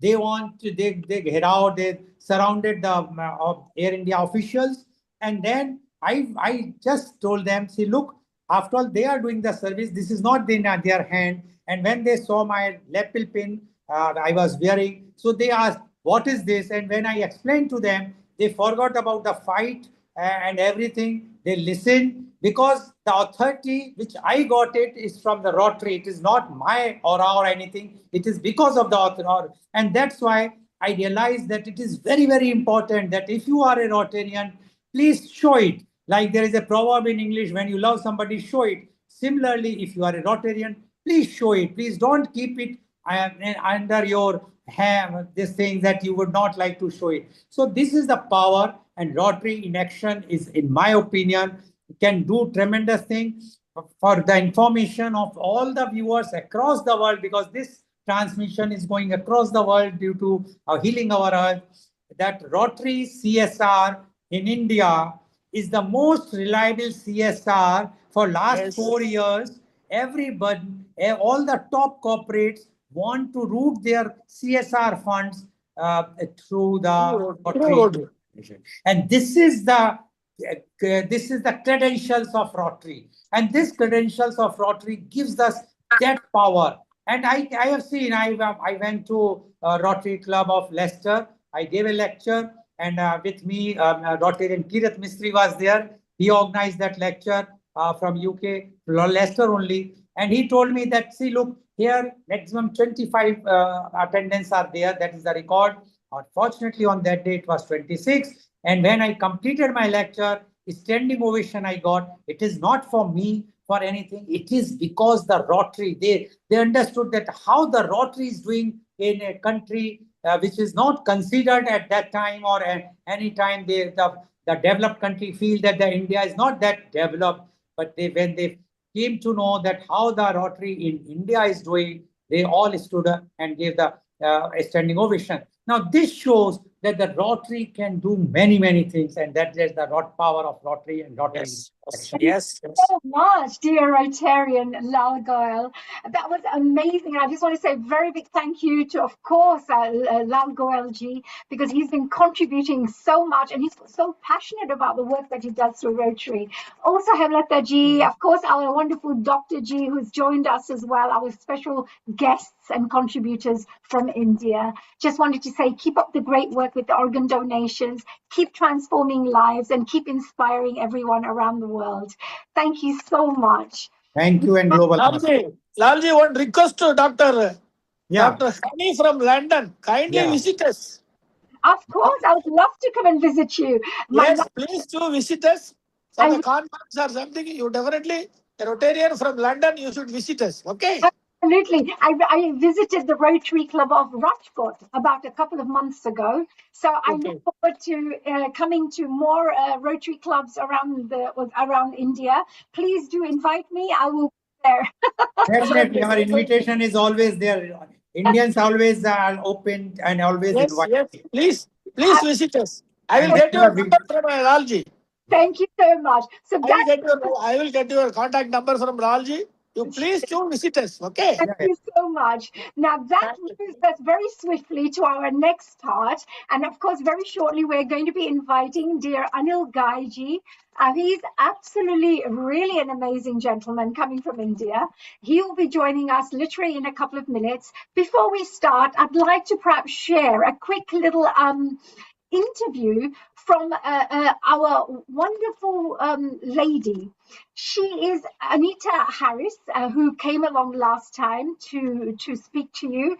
If you had kind of connected with us during before, Anahita Harris really is an amazing president. She's from the Rotary Club of London. And she shares a little bit about how important it is, all these presidents to come on board, Rotary Club presidents, and how important it is for their work, the kind of work they have to do. Because I wanted to congratulate all the new presidents who are coming on board to different clubs around the world right now. And I know that you have a whole year ahead of embarking upon interesting initiatives, life of transforming projects, etc. But look what she has to say regarding being a president. And I think it's quite interesting to know what others think. There you go. I'm going to start off by asking you something very, very important. What are the primary responsibilities of a Rotary Club president? As president, my primary role is leadership, to lead the projects, communities, my chairs, to support my chairs, and to make sure that all my members are happy and involved in everything that we do. That's amazing, yes. And it must be pretty tough because you just recently joined Rotary Club of London, not many years, and suddenly finding yourself in a presidential position. What was the journey like from being a member to becoming a president? Well, from the very beginning, I was absolutely smitten. I arrived here a few years back, and I never have looked back. I think it's the global aspect of Rotary is extremely attractive. The fact that you can help a child in Africa or something right here next door to you, the homeless project. I think the fact that it's just so international and it's local in London, in Greater London, in UK, it was just absolutely phenomenal for me. And I have been supportive of the club for ever since, and I am very honored that I was given the opportunity to serve the club. That's really amazing. And you were an amazing president as well, Anahita. So tell me, what has been the most rewarding aspect of serving in this role for you as a person, on a personal level? I think seeing that the members are happy and that the committee members are giving their reports every month, what they've achieved. I think that growth, particularly in my year, has been absolutely fantastic to see. But generally, just seeing the change in the club and in everything that we do, in all the projects that we take on. That's great. I mean, and of course, there must be many challenges along the way. Being a great leader, we have to be quite solutions focused in Rotary. Were there any challenges that you have faced as a president, and how have you overcome those? I think not so much just as a president. I think in Rotary in general, membership is a challenge because I think that people have busy lives, and I think attending a meeting on a weekly basis can be challenging for some. However, it's extremely rewarding. We have speakers every week. We have in-person meetings. We connect with each other. We support each other. And I think the membership is challenging, but I think it's also thriving. And I am very excited to say that our membership has grown considerably this year. That's amazing. Congratulations for that. And you mentioned about, various members joining, etc. What kind of members join normally? Well, historically, it's professionals. Because then they can contribute to each other, they can mentor each other, they can support each other. And so usually the background has to be of some profession to join Rotary. And we have a very wide variety of backgrounds here in Rotary Club of London. And we are able to give from different backgrounds, different career prospects. We have many different areas that people do come and join us. But yes, normally of some kind of professional background that we can give to society and we can support each other. You have had some amazing patrons and members who have joined Rotary Club of London. Can you name some of the distinguished people who have joined as members or as honorary members? Yes, Dame Esther Ranson, I think is one of them. Recently, we had our Paralympian Anne Bafula strike. We're very honored that she's joined us as an honorary member, as well as these, I think we do have Bob Blackman as an MP, but also as well as these honorary members, we do have our very own who have contributed so much to the club over the years, and they have achieved that status of being honorary members. We also have the writer, Dr. Helen Fry, as one of our honorary members, and she has given some incredible talks here in our meetings. You spoke about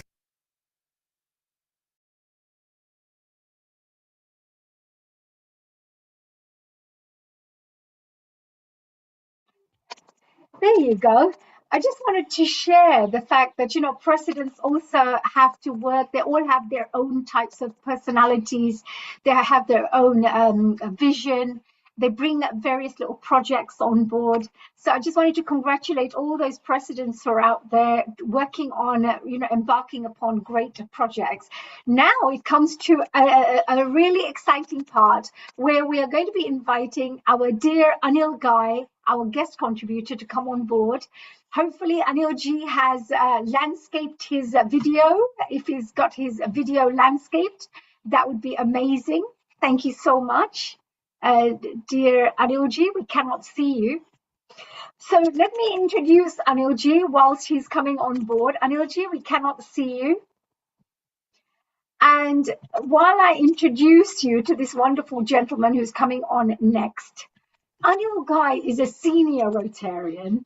He's a peace advocate and a key member of the Indus Peace Park Initiative under the Waterton Glacier International Peace Park Association, which is affiliated with the Rotary International. He serves as a volunteer board member of the Indus Peace Park Society and is actively engaged in advancing cross-border dialogue and peace-building efforts. Based in Delhi, Anil Ghai brings a deeply personal connection to the mission, with family roots in Chakwal dating back to pre-partition India. He has led the Indian delegation in international peace and Rotary forums, contributing to collaborative initiatives between India and global partners. Recently, he served as chair of the India-Philippines ICC chapter, where he played a leading role in strengthening international cooperation. Recently, of course, just this month in June 2026, he addressed and represented Rotary International at multiple global engagements across the Philippines and Taiwan, including the signing of a significant MOU, a Memorandum of Understanding, at Makati, witnessed by senior diplomatic and Rotary leaders. And across these engagements, Rotarian Anil Ghai continues to represent Rotary's values of peace, partnership and global service, working to build bridges across nations through dialogue, cooperation and shared purpose. So it's my honor to welcome our wonderful Rotarian Anil Ghai. A global namaste to you, dear Anil Ji. Namaste, good evening. Yes, we cannot see your face properly. Is there a way to... Yes, now you can see me. Yes, we can see you. Anil, your phone is locked with your portrait. Unlock it and flip Say the it camera. again. If you flip the camera, you look professional like how Honey did. Just look up on the top of your phone. If you swipe down, then you will see a lock button on a portrait. Click on it. And I cannot hear you louder. If you can hear me, you can translate that. Right? Anil Ji, I'll mention it. Anil Ji, you need to put your video landscape. So if you can perhaps, it's locked at the moment. Your phone is locked. You are landscape now, and now just flip it. Flip, yeah. Okay. Yeah, you are lopsided. You are landscape, looking good. And now just flip the phone. Great, thank you. So can I start? No, you're still lopsided. You're still lopsided.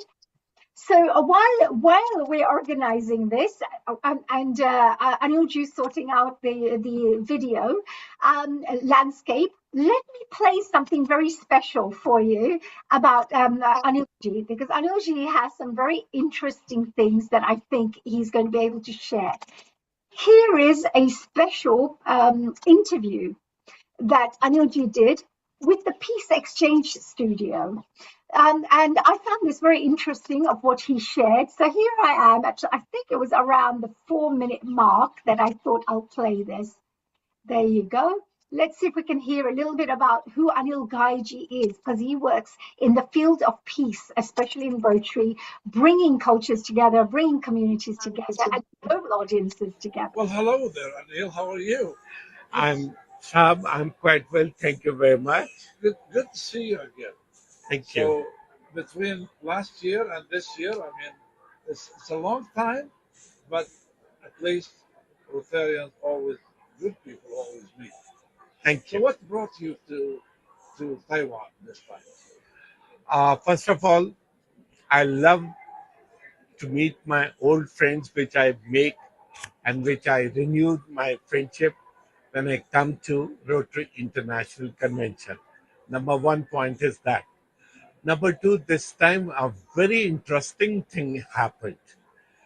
I represent ICC for my district 3110, and I had an opportunity and a contact in Philippines, members of Asia's first and oldest Rotary Club of Manila. So from there, I thought I would have a India-Philippines charter and MOU signed between India and Philippines. So I started looking for the people, and I found the right person, and I contacted him, and we tried and fixed up a date of 8th of June when I flew from Delhi to Philippines at Makati St. Gil's Hotel, 1 p.m. The meeting was fixed where the MOU was to be signed. The MOU was drafted, shown to ICC Executive Council, vetted by my ICC India National Convener Deepak Talwar, vetted by National Coordinator of Philippines, that is Johnny Yu, Rotary International Director nominee Edina, and further other than. And we signed it physically. There were about 100 people in that hotel over a lunch meeting. Above all, I'm very happy to tell everybody that we had, on my request, His Excellency, Indian Ambassador to Philippines, Mr. Harish Jain, also came with his assistant ambassador. There were two of them, and he witnessed it. The MOU has been signed by me, and it was signed by Johnny Hugh there, and Natalia and my past district governor had already signed them. And so they had vetted everything, and it was finally shown there.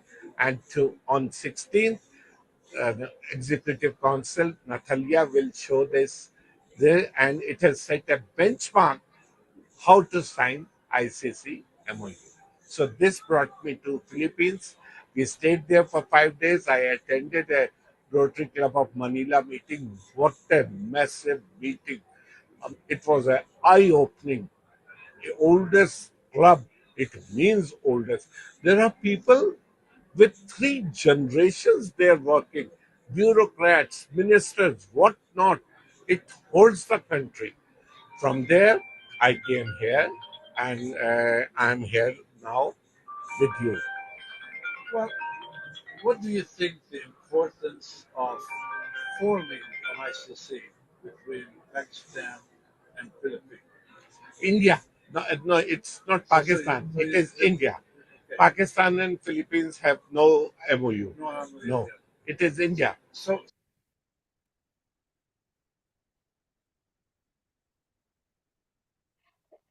That's okay, dear Anilji. It's okay. We will have you as you are. As long as we see that happy Anilji there. This is great. No problems. Let's stay the way you are. So, but Anilji, that was a fantastic meeting and a fantastic interview that you spoke about.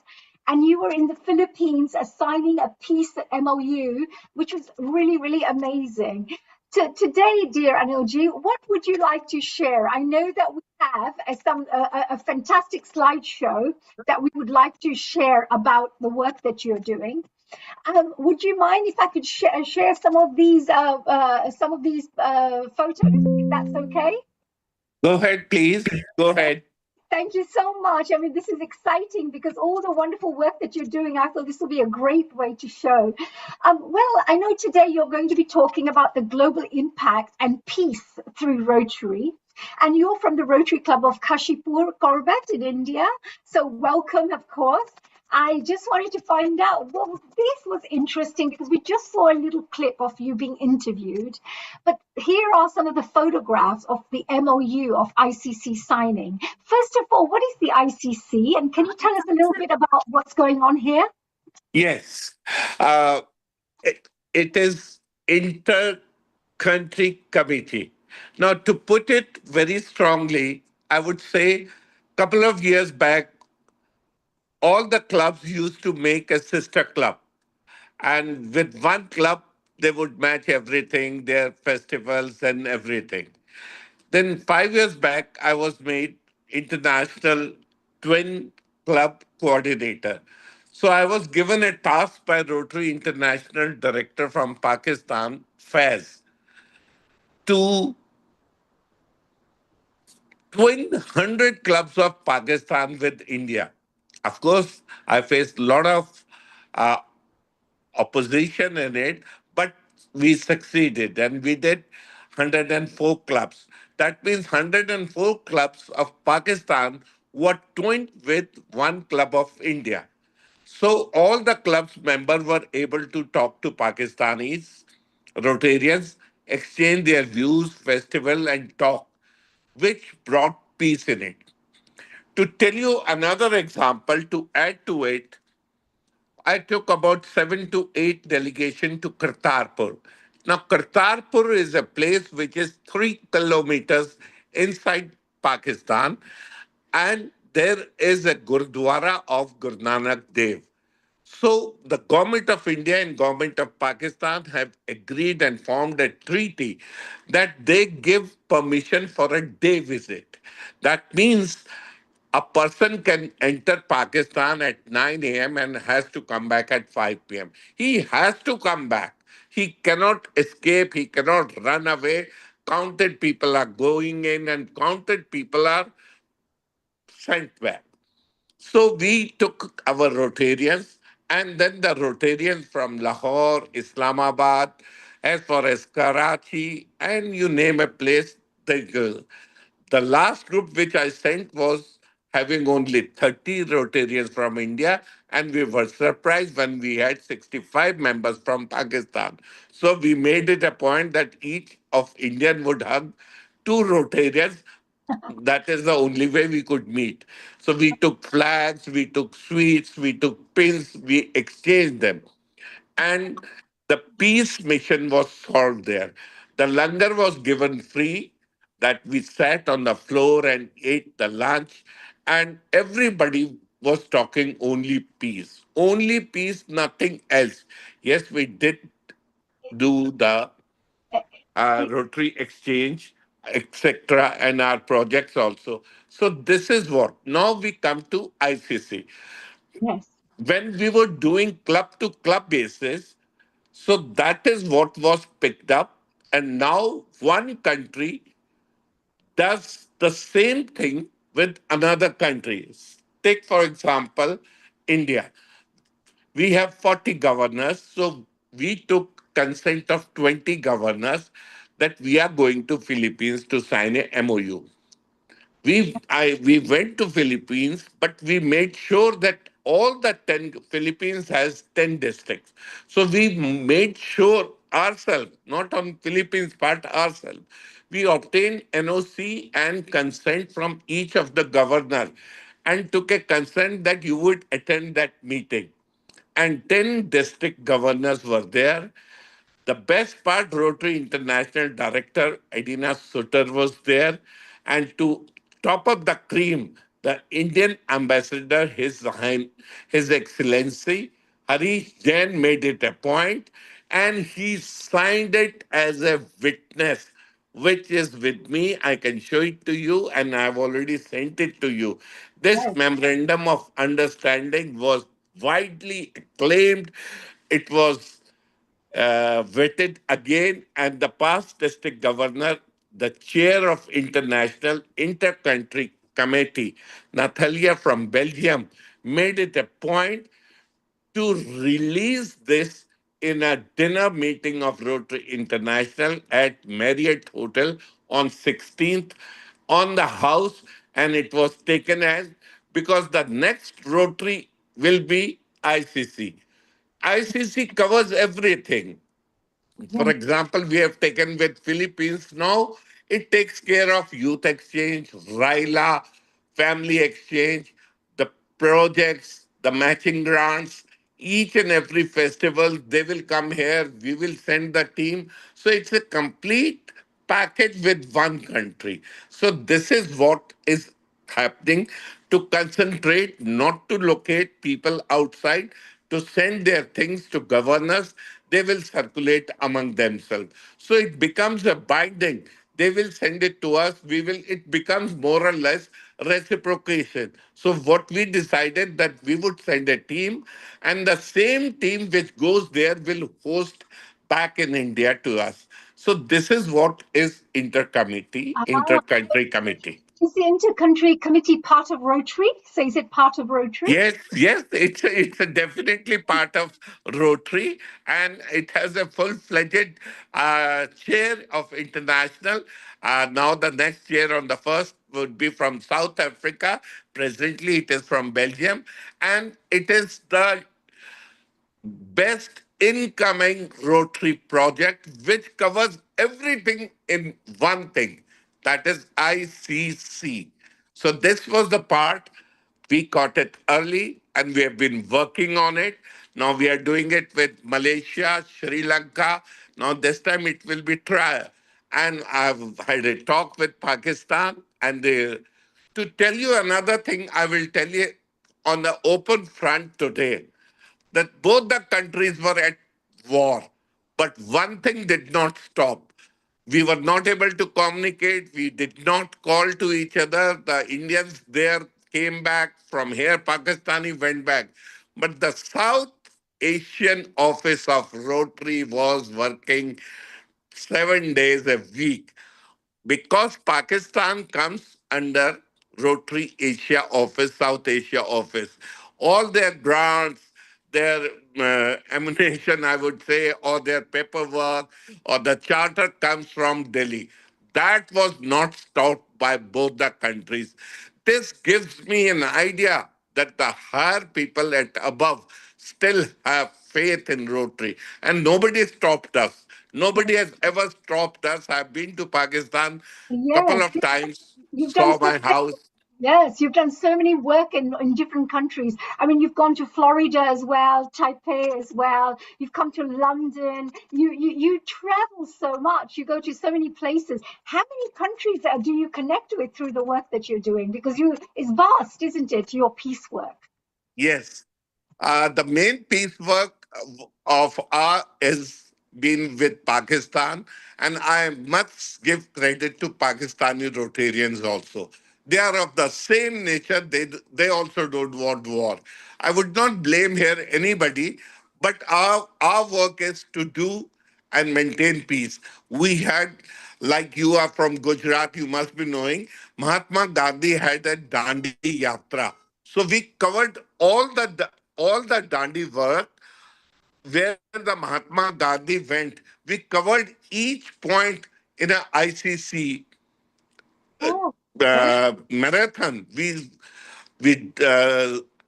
walked, and we all the ashram which Mahatma Gandhi made, Sabarmati and all, we planted ICC polls writing on a date and serving peace. So this is basically a concept of peace, and under peace comes friendship, fellowship, and everything.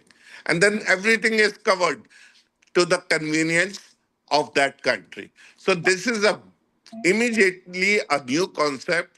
Medical lines comes in it, doctors come in it, library comes in it, business comes in. Now at Philippines, the Indian businessmen were there, and we were all talking about it. And Philippines is one country which is very hospitable, like India. So I'm very happy today if I could little bit tell about ICC. And yesterday I was in Chandigarh, and the district governor coming in, Rita Kalraji, only invited just to give talk on ICC. Like you are there, all governors want to do and join this ICC. And what we do is we take their consent and we explain it to them, and then we help them to develop all their relations.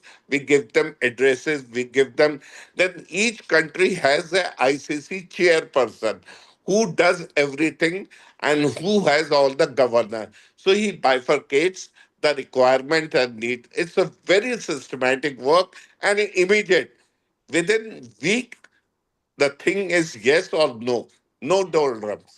Oh, that's amazing. Anilji, since I've known you, you've been incredible, because every time we speak, you're always working on inspiring, projects, and they're always focused on peace, cooperation, diversity, bringing people together, transforming lives. You also came to London as well. You came and met the Londoners, the Rotarians here. So please tell us a little bit about why did you come to London, and what was it for, and what were you doing here? Well, I came to London. My wish was to visit the oldest club, which was yours. And we met there, you remember that, and Rotary Club of London. That was the oldest club. It was my very keen desire to visit. And then I visited 8 to 9 clubs, and we are working with them on peace. Constantly, we are working with them. I met the district governor then, and since then, we have been working. Couple of them came here. I also want to tell you today one very unique thing. We opened a Rotary E Club of Winter Haven, District 6890. Now, everybody knows about the E Club. They open E Club, but we opened very differently. We took members from 4 continents, 9 countries, irrespective of religion, and made a club. And made that club registered in Orlando, because every governor goes there for training, so that we can cater them, we can meet them, we can offer them the hospitality there through the Florida. And then a team of Floridian, that is from USA, came to India, and we hosted them here. So whatever we try to do in my club, now the Rakhi you just examined, she happens to be from my club.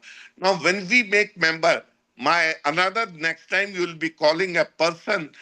His name is Dr. M. Wali. He's a Padmashri and a doctor for the President of India, a great person.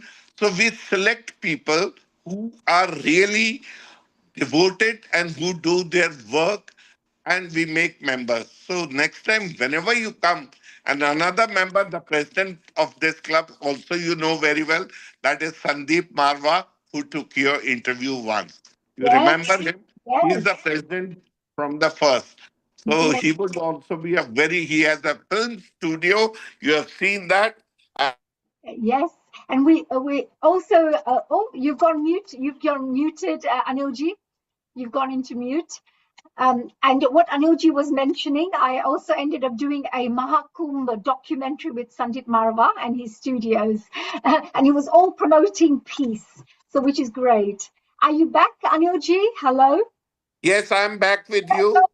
I wanted to find out, because you have lots of achievements as well, because everybody loves you, Anilji. You have so many achievements, so many awards that you've been receiving for the great work that you're doing. This was the most recent one that you also received around January this year as well. Yes, Can you tell me a little bit about what was this about? What was this for? yes.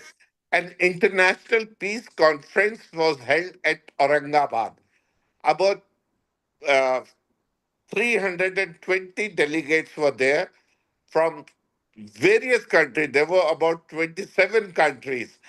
And it was for the first time they had decided that peace work. So somehow they had, the way you have done it, so precisely and so correctly that not even a sentence you have uttered wrong. They had also done a team of 18 district governors stood in a row and announced my name. And I was seeing left and I asked my next person that, is that my name for this?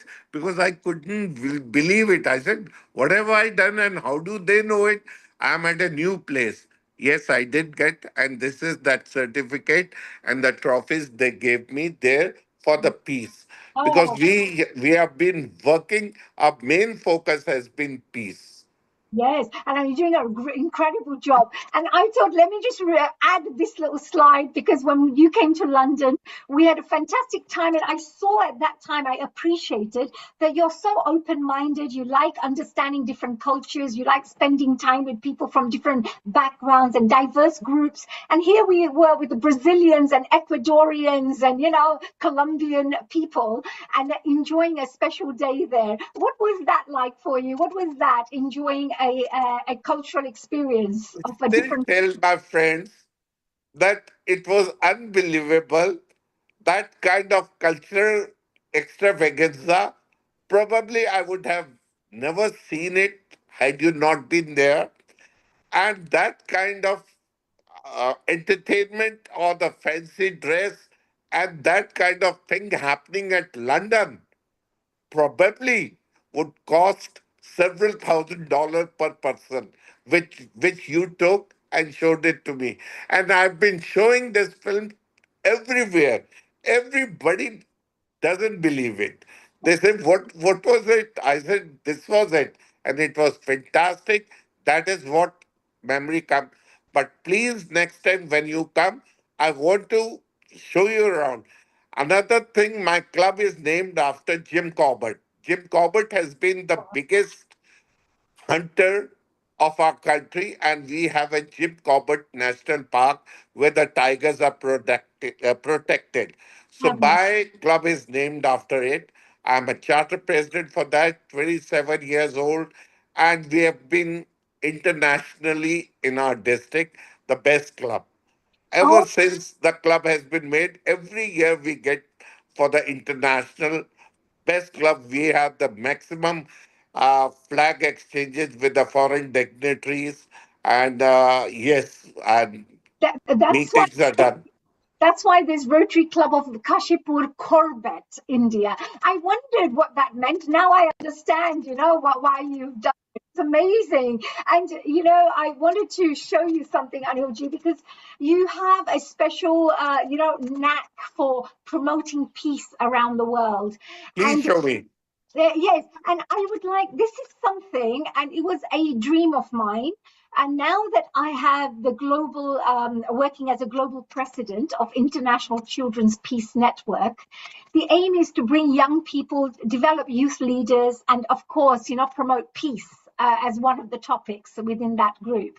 So I have this wonderful project that I wanted to launch.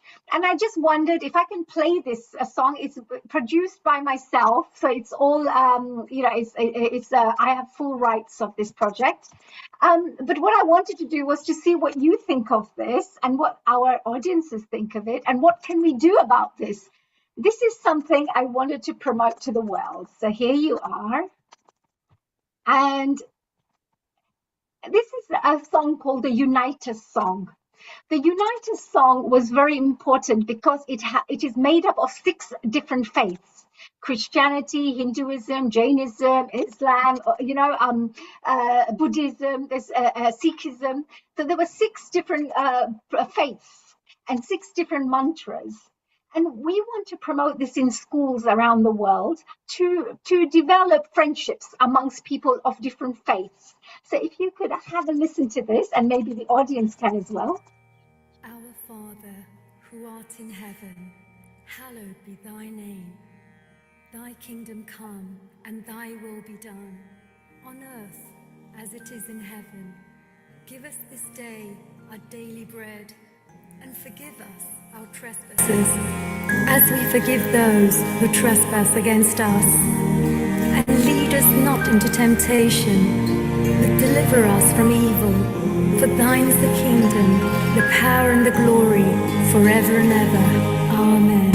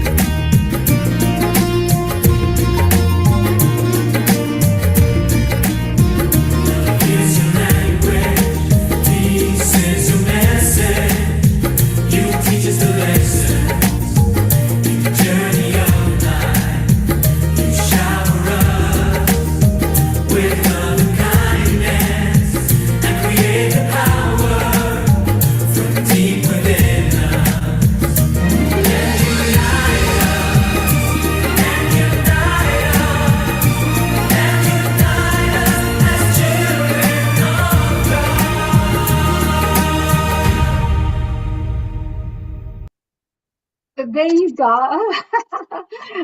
Just a little, I thought it's a beautiful song. It's a Unite Us song. And I was just hoping that we could do something with it and see if we can get this out to the world. What do you think of that, Anilji? By tomorrow, it will reach 40 people. This is a promise. And their comments will come back to you. Oh, that's amazing. Well, there you go. Oh gosh, there goes. I think my music is started. Sorry. Yes. And you go, yes. So I mean, I just feel that this to bring different faiths together, music, dance, art, creativity.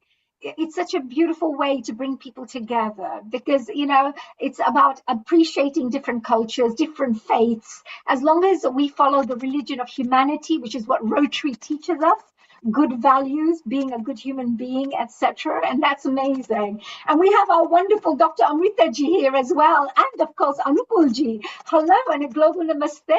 We missed you too. And I just wondered if you have any global namaste. And I just wondered if you have any comments of what Anil ji has been talking about in terms of peace, the great work he's doing, the contribution he's making to the world right now. That is true. I mean, there is no words about it, but I'm sure there'll be a lot more to come from him anyway. Absolutely. Look at that. I mean, with the CR, with the it's called the how do you say intercultural Inter-country committee. Yes, And when you send this song copy to me, please write below in your words the gist of it also, so that the people who do not understand it can find it from the gist from you. This will reach through ICC everywhere where peace is being done. Oh, this is amazing. And of course, last time we created something called the International Children's Peace Assembly. And one of the things we did during the International Children's Peace Assembly was do a parliamentary peace day.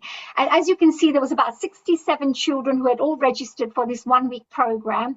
All of them also signed a UN-inspired peace declaration, which has been submitted to the Prime Minister here in the London, UK, and the UN Secretary as well.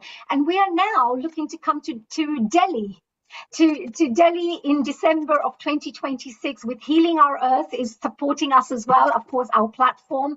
And this is what we did last time at the Parliamentary Peace Day, as one of the projects. We're hoping to go to Delhi and be in their parliamentary house there to create some more peace debates for young people to discuss how to see the future, how they see the future. So we would love you to be part of this, dear Anilji, and maybe I can talk to you separately and invite you to be part of this in a separate. 100%. We will give you all assistance. Thank you. And we will love to host you as well.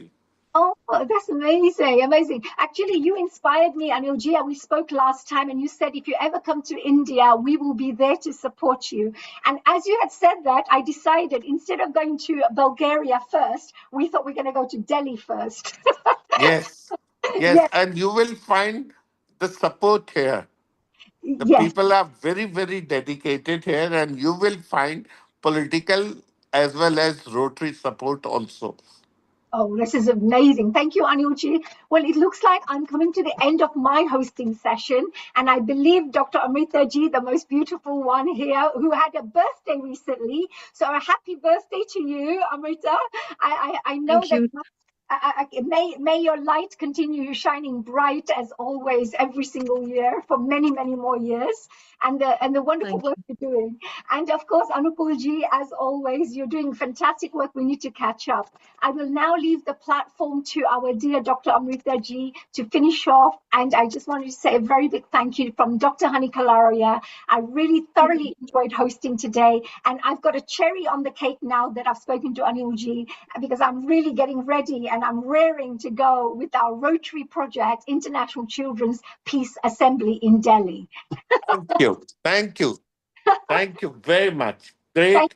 And thank you very much for inviting me. Hope I've been what you wanted to know. I've been very brief and precise. Good night to everybody. And I will, for your next whatever visit, I will give you 2 more dedicated people who have done much more work than this. And I would like to have a copy of this video to be presented to my district governor, who would be playing this for the peace. Thank you very much. Thank you so much. Well, Global Namaste, ji, Anil ji. Have a fantastic Good night. Good and night. good night. And Amrita ji, isn't it amazing? Look at his dedication, Anil ji's. It's must be 10:30 or 11 at night in India, and he's still up, ensuring that he can pass on these messages to the world. I came back late. I was driving from Chandigarh, so that is why I preferred that. I did not want to cancel it. So I told you the moment I reach Delhi, I will inform you. Thank you very much. Good We night once again. Thank you. Good night. We appreciate his dedication and thank you for supporting Healing Our Earth. Of course, a platform that comes to educate you, inform you, entertain you, and of course, hopefully today we're leaving you inspired. So, a global namaste from Dr. Hani Kalaria. Have a fantastic evening, morning, afternoon, wherever you are throughout the world. All yours, Anupurji and Dr. Amrita ji. What a Thank pleasure you. seeing Thank you so much. Continue with your work with the children. It's such a fantastic thing to see them. Oh, thank you. And Healing Our Earth is coming in on a big way now. It's going to support us all the way. Rotary is coming on board. We have, of course, Commonwealth and United Nations anyway coming on board for the project. And now that we're looking forward to having perhaps this new group of people in Delhi that we need to support as well. And many meetings are taking place next week to put this whole project in place. By end of July, there'll be registration links as well on the icpeacenetwork.org. Website. Of course, our Healing Our Earth logos there as well, but you will see the fact that people can start registering as well for the December event. Honey, thank you very much for producing this episode today and being there right from the start and bringing many people. We have so many exciting people. Thank you also to Rtn Lal Goel for his fit there as well. Honey, you've got an onward commitment that I know I'm aware of. But just before you go, maybe you can finish with Gayatri Mantra or any mantra you like, and we can. Absolutely. I'd love to do that. Thank you so much. Thank you very much. Actually, I'm just off to an international gala where there's all these high commissioners and all sorts of different people to promote more peace projects. So I'm looking forward to it. So let's finish off with a beautiful Gayatri Mantra at the end. And with a quick little prayer as well. Dear God, please support all the wonderful Rotarians, Rotary clubs, Rotary districts around the world who are doing such great work, who are trying to do great work, who have initiatives and projects all lined up. Please give them the energy, the strength, the determination, the persistence, and the dedication to help complete these projects so that many lives can be transformed. Healing Our Earth and all our members, we pray and we bless all these fantastic Rotarians out there who are doing great work. So with that, let's finish off with a beautiful Gayatri Mantra. Om Bhur Swaha Tat Savidurvarenyam Bhargo Devasya Dhimahi Diyo Yona Prachodaya Om Bhur Swaha Tat Savidurvarenyam Bhargo Devasya Dhimahi Diyo Yona Prachodaya. Om Shanti, Shanti, Shanti. Thank you so much. A very big bunch of thanks, Dr. Hani Kalaria, for the successful hosting and producing this episode. I think this was a very special episode dedicated for the service of humanity and mankind. And I really wish from all the Healing Our Earth family that you keep progressing and keep working on the good deeds and the karmas that will help not only enhancing your journey towards life, but many millions and millions of people who would be promoted, helped, as well as guided for this good karmic work that you're doing. So a special thanks to you, as well as our favorite Rotarian Lal Goel ji as well. I'd like to add on that, who is always regular with us, and especially for this episode with the organ donation lead and the Rotary Club. I'd like to especially thank all the members who have supported us, and with them we are able to do this episode, and we look forward for many more with this, and also many beautiful projects that we can bring in together. Thank you so, so much. I think Honey's vertical approach and the prayer was very indicative of her interests. Oh, yeah, Dr. Honey, I would love to add my kids for your project, Yes. Rindam and Shashwat. I Yes. think they would love to join in. Do let me know New Delhi's program, when it is, how it is, and if possible, I'll try to find out time and join you up for this thing. Amazing. Definitely. Amazing, and 19th till 27th of December, and I know they'll be amazing because they already do lots of media things, etc. There'll be media training on the day. So where in Delhi are you planning this thing? We are near the parliamentary place, and we have a minister who's helping us put this whole thing together. And he's also, well, hopefully, if everything goes well, and if I can get the correct documents in place, we also have the Prime Minister who's going to be gracing the occasion for us. So whether it's through a video call, thing, but we are working towards him attending himself, for this. So let's see how everything goes, and keep sending your beautiful blessings. Yeah, beautiful. Definitely let me know. And if I can be of any help in that case, do let me know as well. I would like to add up that my kids would join you. Yeah.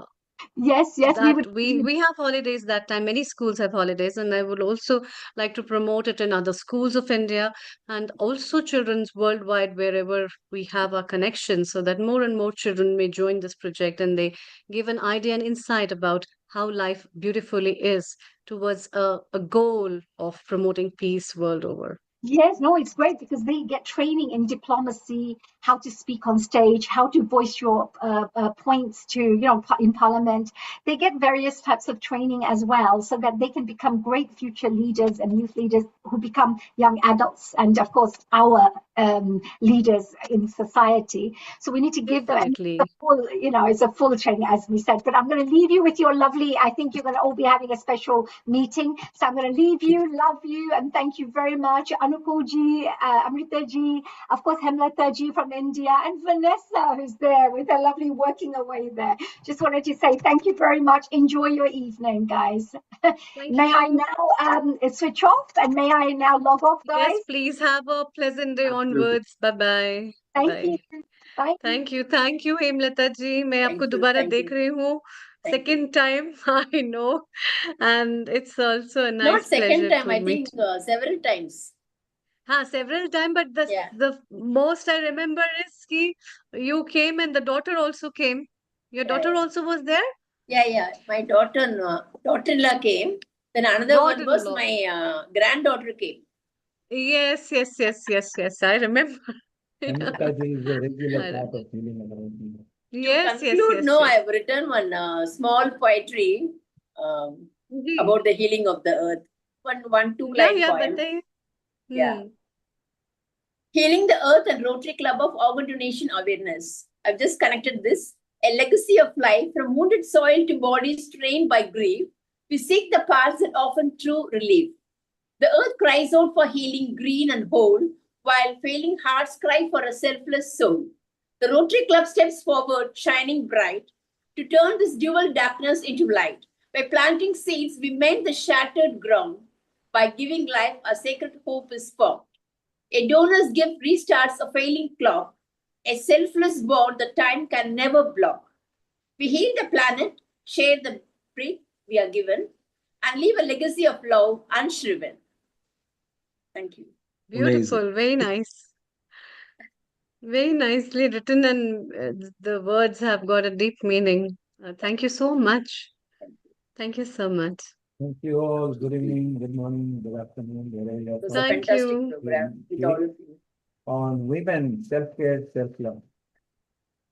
Yes, we will see each other for women's self-care and self-love. आप भी आइएगा, Hemlata ji, please join us for women's self-care, self-love. Yeah, definitely. Episode.